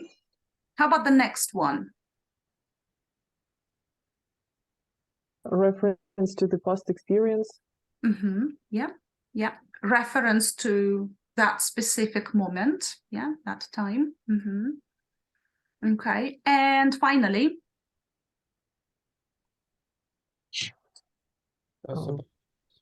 Experience, life experience I have tried. Yeah, giving yourself a chance to go back there, right? Yeah, not I tried, but I've tried. Maybe I'll go back and try something else. Yeah. Or repeating that experience as well. Yeah. So present perfect. Awesome. Okay. So that basically is an example of task 5. So you can be asked to comment on meaning, pronunciation and form. Quite often form and use are highlighted as the most important features that you have to focus on. So form wise, I think it's easy for everyone. Yeah, talking about the bits and pieces like the bare infinitive or the ending or the third form of the verb or something like that. Yeah. Usage wise, we've just talked about. Pronunciation wise, it's a written text, so it's not really likely, but if we are asked to talk about some challenges related to pronunciation, what can you mention here? But we have to discuss only underline, yes, phrases. Yeah, so our priority is to focus on verb phrases this time. To pronounce, well, it's usually challenging to pronounce ED ending correctly. Good, yeah, okay. So quite often there is a question about anticipated problems. What pronunciation problems can you anticipate? Yeah. So ing ending, what else? I don't see an ing ending here. We don't have it. Ed, okay, yeah, sorry. I got inattentive, yeah. Anything else? I think we can also mention the word stress in a sentence. Yeah, in what words it'll be more important than in other cases? Like, yeah, like in the first one, it's second one is beautifully present. Yeah, exactly. The longer the word, the more important it is. Yeah, very good. Silent B in lamb. I wanted to hear that. Yeah. Let's think about some features of connected speech. What can you notice? Tried everything is linking, yeah, catenation, when the final consonant of the previous word is connected to the next vowel. Very good. What else? Elision of t or went for. Went for, yeah, very good. Yeah.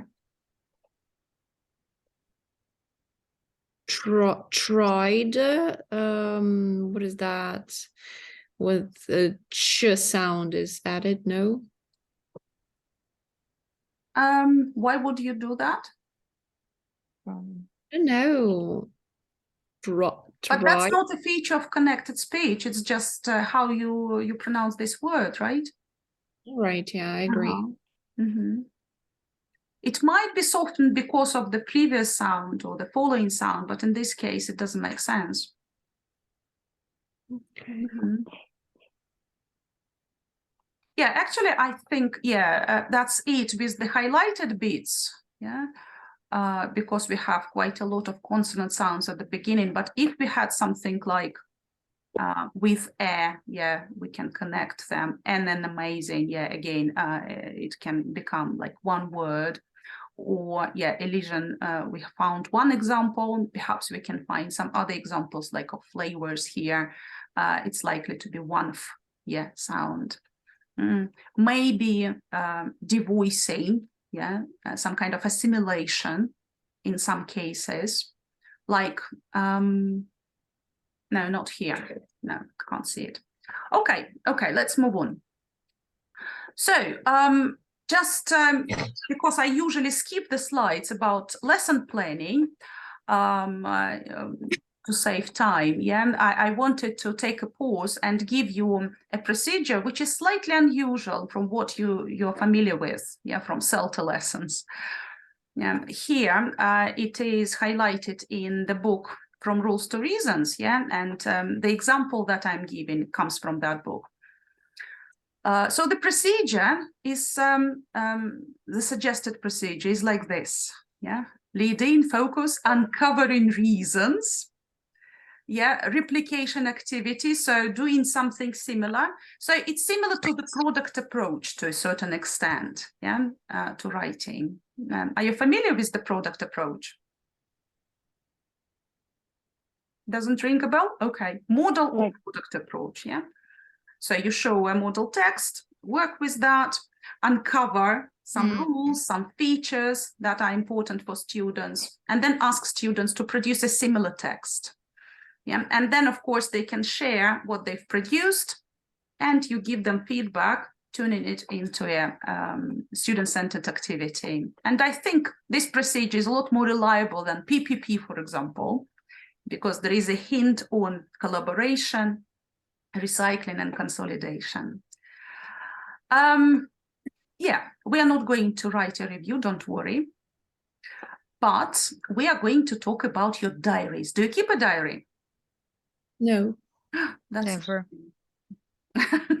Maybe you are using your gadgets, you know, to keep some important appointments, dates, times. Yeah. Okay.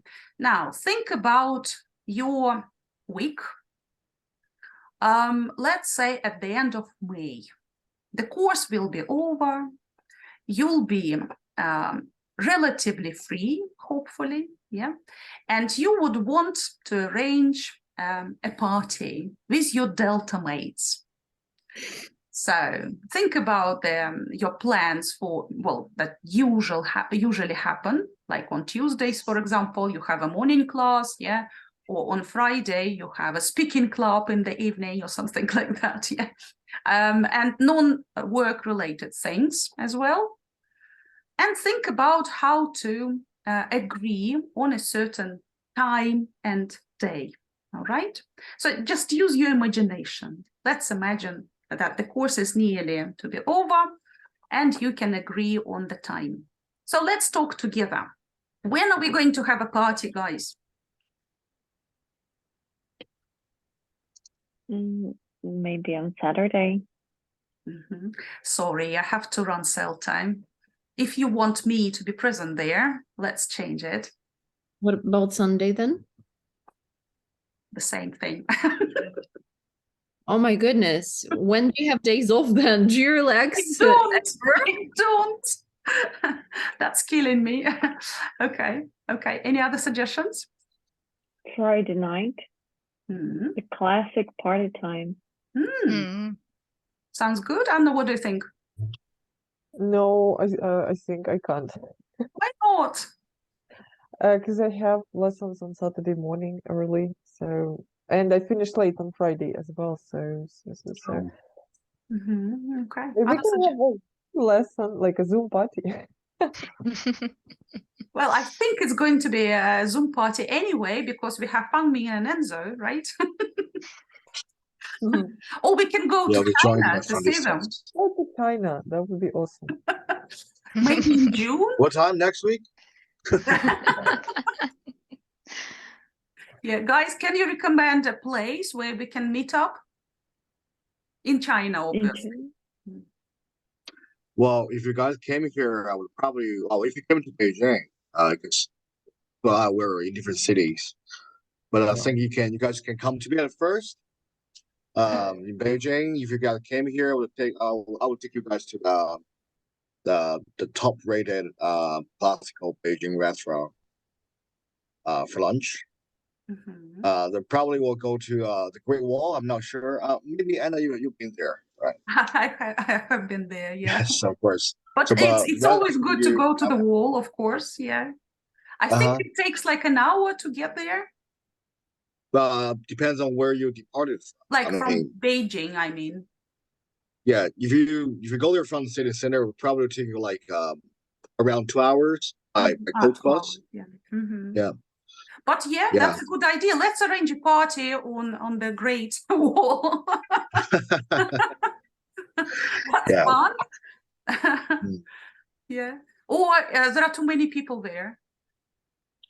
Since the lockdown is officially finished, the tourists are back, and there are also some international tourists coming to China nowadays. So, yeah, they've got the business back. So it's pretty busy nowadays. Okay. But isn't it huge? It is, yeah. So let's find a spot. Find a spot here somewhere there, yeah. Yeah. Somewhere on the top, because some of the parts are higher than other parts, and the view is fantastic. Yeah. Right. And we can go there early in the morning. I remember I used to avoid the crowds. I used to camp there with some foreign friends, but I'm not sure if we're allowed to do that now. I see. But it would be nice if we're allowed to. Okay, thank you very much. We've had fun, obviously. You got the idea. Yeah.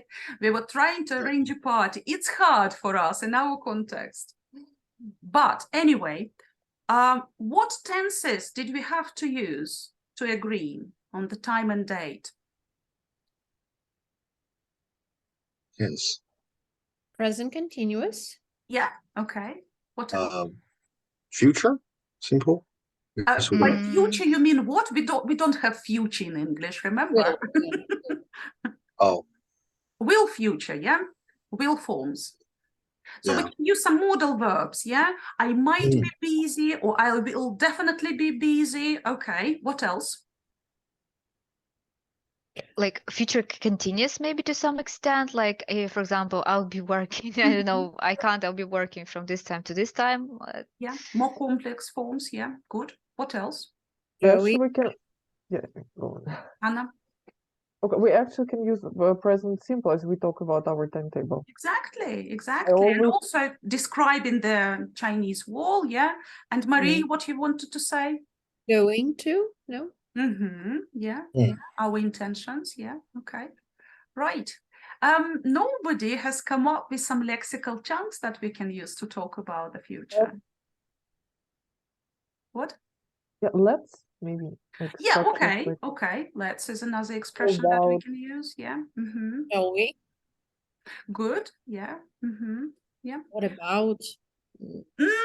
Exactly. Okay, yeah. So now you started thinking and generating ideas. Awesome. So I'm showing you some of their future forms. Have a look. Any surprises? Any gaps in knowledge?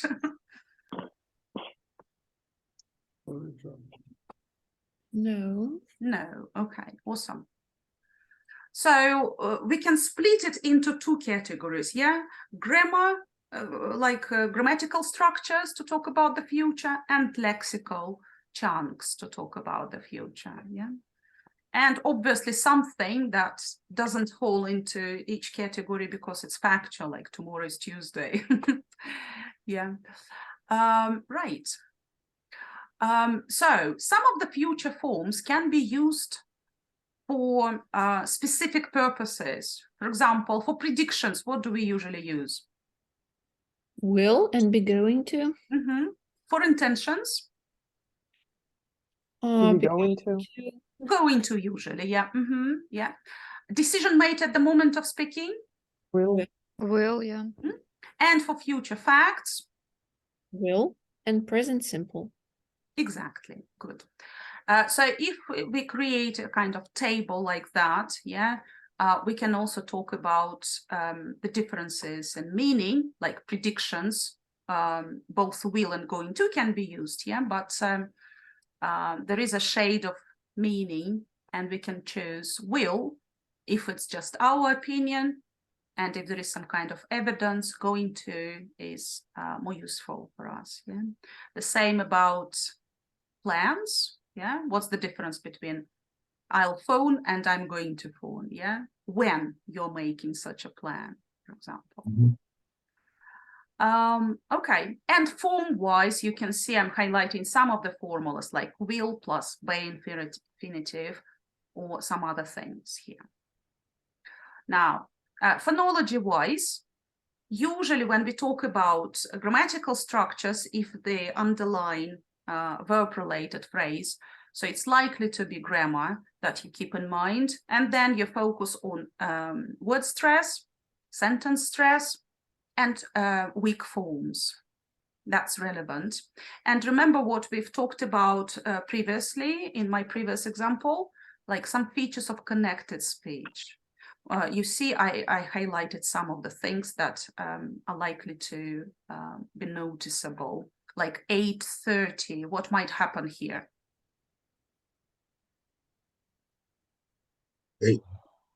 8 disappears. Yeah, again, elision.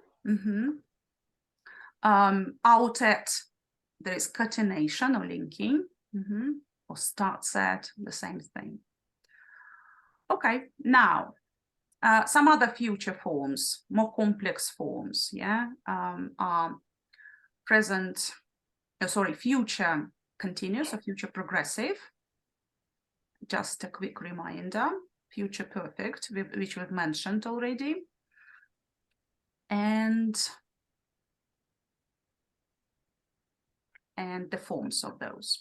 Now, lexical chunks. Let's figure out the lexical chunks that I'm highlighting here. Oh, sorry, the sentences are scrambled. Could you unscramble them?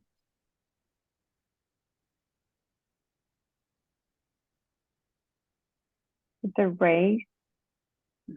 That's a good beginning. Is due to start at any minute. Very good, fantastic. Due to start, yeah? Due plus to plus infinitive, it's a nice lexical chunk that we can highlight with the future reference. Okay, the second one. Ceremony is about to. Oh, the ceremony. Noble ceremony is about to begin. Yeah, so this activity is about different future expressions. And again, there is something lexical here, like imminent, for example, yeah, or about to, and there is something more grammar-wise. Now, let's talk about sentences, complex sentences. We still have some time. So, what makes a sentence complex? If we have several components, yeah, several clauses, usually two, but maybe more. Yeah, so there is a distinction between complex and compound. Yeah, you've mentioned compound previously, Feng Min, remember? So if the clauses are of the same importance, they are called compound. Yeah, others will be with a subordinate clause and subordinate conjunctions, therefore. So here are some of the complex sentences types, yeah, the clauses, and you know different types of clauses. So think of a conjunction that can be used in each case. Okay, I'll give you a moment to think, take notes with a piece of paper in front of you, just try to remember so that you can spot them immediately.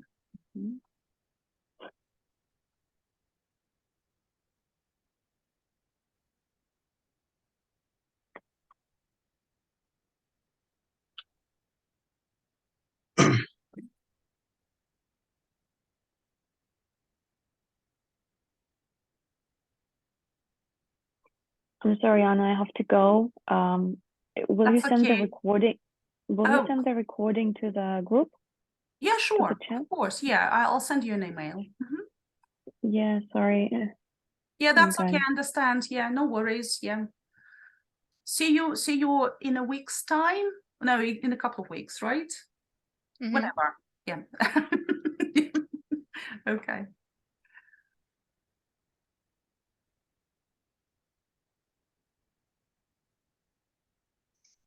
Okay, guys, I've got now some prompts for you. So if you have already taken notes of some of the devices, it'll be easier for you. Now match the conjunctions with the clauses.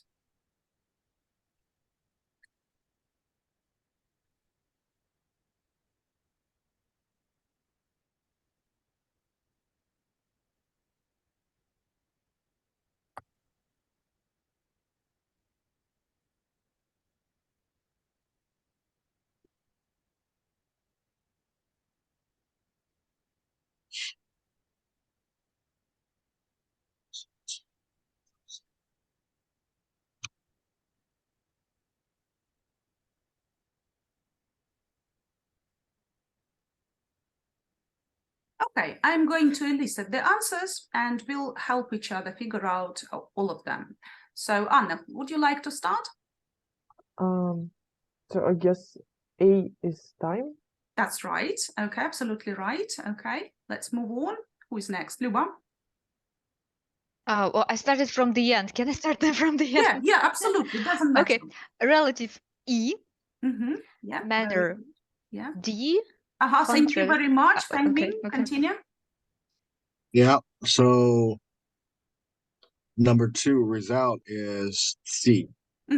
Absolutely right. Enzo, continue. So number 3, I chose F. Great. Yes. Maria, could you finish it up? It's purpose and contrast, yeah. Purpose. What's left?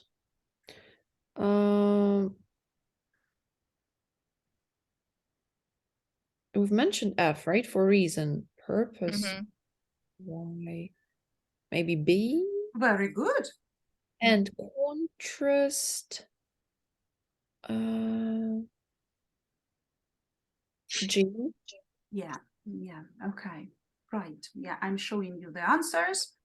And this is something, again, to take notes of, because if you're asked to evaluate a part of the sentence, you can refer to different types of sentences, clauses, conjunctions, and so on and so forth. Sometimes you have to focus on the conjunctions only, or only on the articles or something like that. Yeah, whatever. Okay, let's move on. Let's talk about nominalization, which is frequently neglected in course books. What grammar is usually taught related to noun phrases? What do you often see in course books?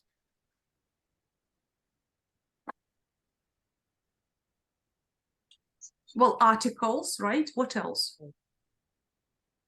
Plural, singular form. Exactly, yeah. And? Countable. Exactly, countable, uncountable nouns, yeah? Those things are frequently highlighted in books, which is great. But how to build a noun phrase, how to make sentence look more formal, yeah, more respectable, if you want, yeah, more sophisticated sometimes, our students often don't know. But it's easy to teach, right? Let's focus on the noun phrase. In academic texts, in formal context, we have to use a lot more nouns than verbs, yeah? So let's have a look at this example. I just created a kind of blurb for our workshop. Does it look good?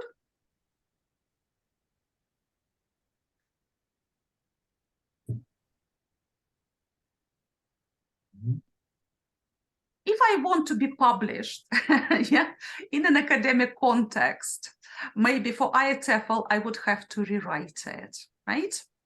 So, because here we have quite a lot of verb phrases, which is all right, again, for our purposes. Sometimes we can announce our workshops, yeah, in this manner, even in a written form. But in more formal context, we want to improve it slightly. So let's turn these verb phrases into noun phrases. We have like about 5 participants, I think, if I'm good at counting. So each of you can take one phrase and think how to reformulate that. Yeah. Who would like to start? Any volunteers? Can I try the first one? The first one. Yeah. Go on. Can I revise that to be like the purpose or Very the good. aim or the purpose of the workshop is to. Great. So you're already using a noun phrase, the purpose or the aim of something, yeah? That's a very nice phrase with a prepositional phrase, yeah? Post modified, yeah? Good. Okay, let's move on, Anna.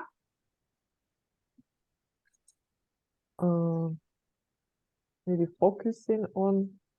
Good. We can use gerunds. That's a good idea, yeah?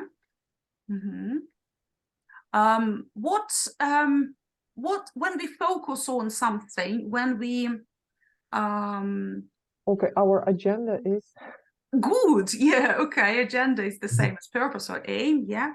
I was thinking of the noun, what we want to teach, like we want to teach written discourse features, yeah. So what noun we can use to talk about that? Like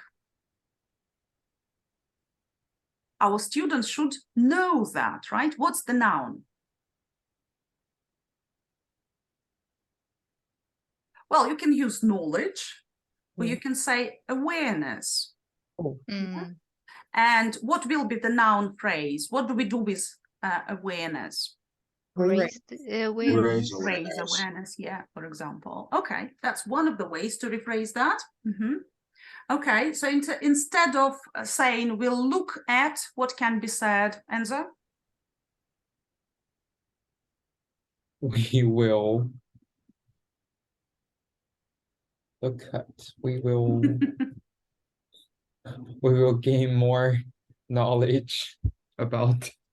Exactly. So again, gaining knowledge, raising awareness will come in handy here. You don't have to repeat that because you can put them together using a parallel construction of noun phrases. Yeah, and it may look like this. Does it look more formal? Yeah.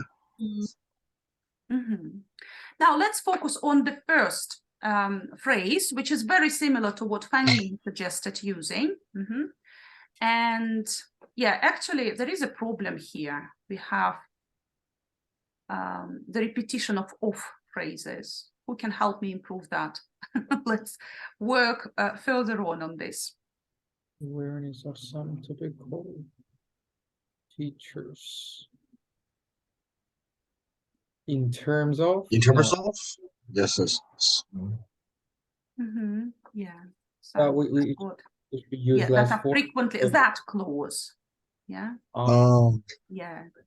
Just to tweak it a little bit so that the ideas are still the same, but because the patterns are different, the reader will be more focused and it'll be easier to understand.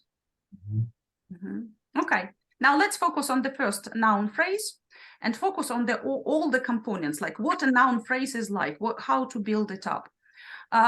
What's the element we can't remove from a noun phrase? The noun? Exactly, the noun itself, yeah?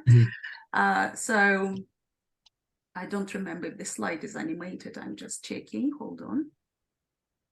No, it's not, okay. We call it the head. In this case, what's the head of the phrase?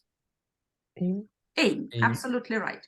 Now, what comes before the head?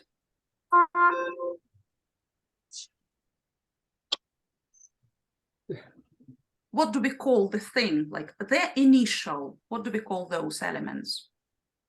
Attributive. So we modify a noun. We call them pre-modifier. And then we can also split it into determiner, yeah, and an adjective and so on. And then the phrase afterwards will be called a post modifier. Yeah, as simple as that. Okay. And now let's think about more examples. Yeah, in the text that I showed you previously, we had already quite a few examples. So what can be the head? Noun is the most obvious example. What else can be the head? Gerund. Maybe a gerund, yeah. What else? A pronoun can also be the head. Yeah. Okay, let's focus on post modifiers first. What is this post modifier like?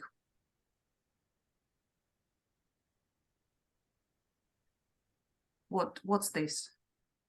Preposition. So it's a prepositional phrase. Yeah. Basically, it's another noun phrase that is connected with this preposition. Yeah. What else can we use at the end of a noun phrase after the head? What can be a post modifier? Adverb.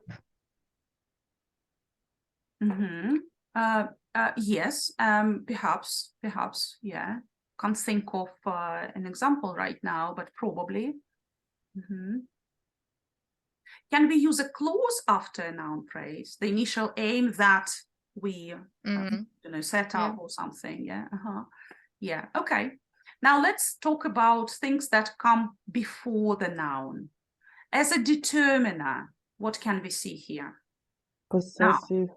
This is the article, the definite article. What else can be used as a determiner?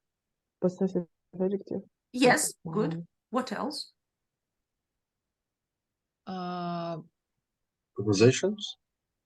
Maybe quantifier. Good. Yes. Quantifiers, yes. yeah. And yeah, some pronouns, yeah, like this, for example. Yeah. What about 1, 2, 3? What do we call them? Also, yeah. Numerals. Very good. And as a pre-modifier, what can be used? An adjective in this case. What else?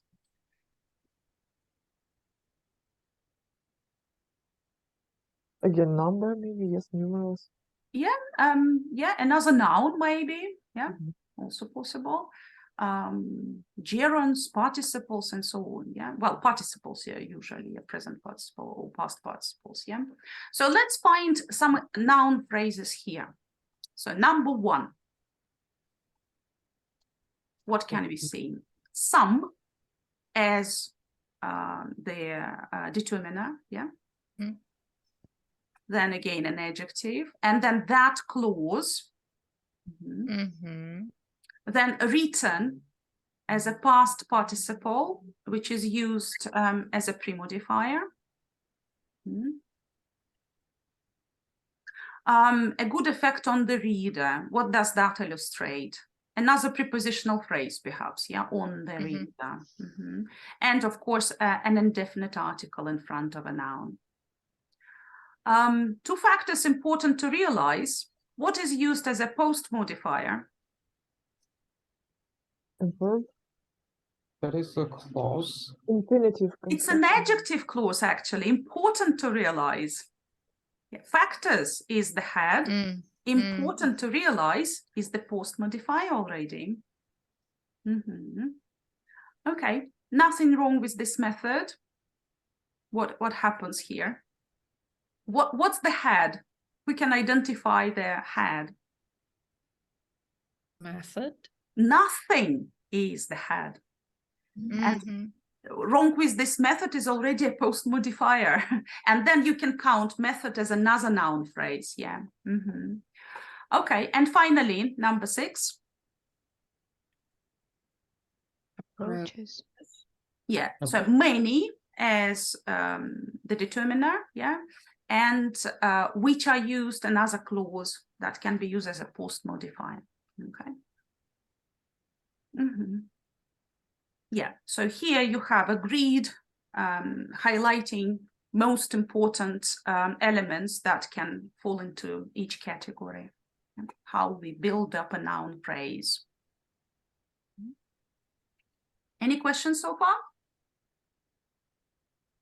Okay, we're going to skip practice task because, I mean, not a sample task from Delta, but just practice for building up noun phrases. It's less important for us. Yeah. We are going to brainstorm ideas related to different parts of speech. So far, we've mentioned verbs quite a lot, and we've talked about noun phrases. Yeah. Perhaps we can consider some other things that you can be asked to evaluate in this task. One of them is articles. I'll show you an example where you will be asked to evaluate articles. Let me find the link to the Jamboard, and I'll split you into 2 groups. So let's just vote. I think articles are worth considering. That's the first thing that we can use. Adjectives, perhaps, is another one. We haven't talked much about the forms and meanings of adjectives. We've mentioned a lot of verbs. Maybe we can take an adverb. Anyway, so this Jamboard has many pages. I'll share it with you in a moment. Here we go. This is the Jamboard. Follow the link, please. Everyone can see it? Yep. Now, what's your priority? Let me check the breakout rooms. Let's say Anna, Enze, and Maria, you will work in one group. What would you like to pick to brainstorm ideas?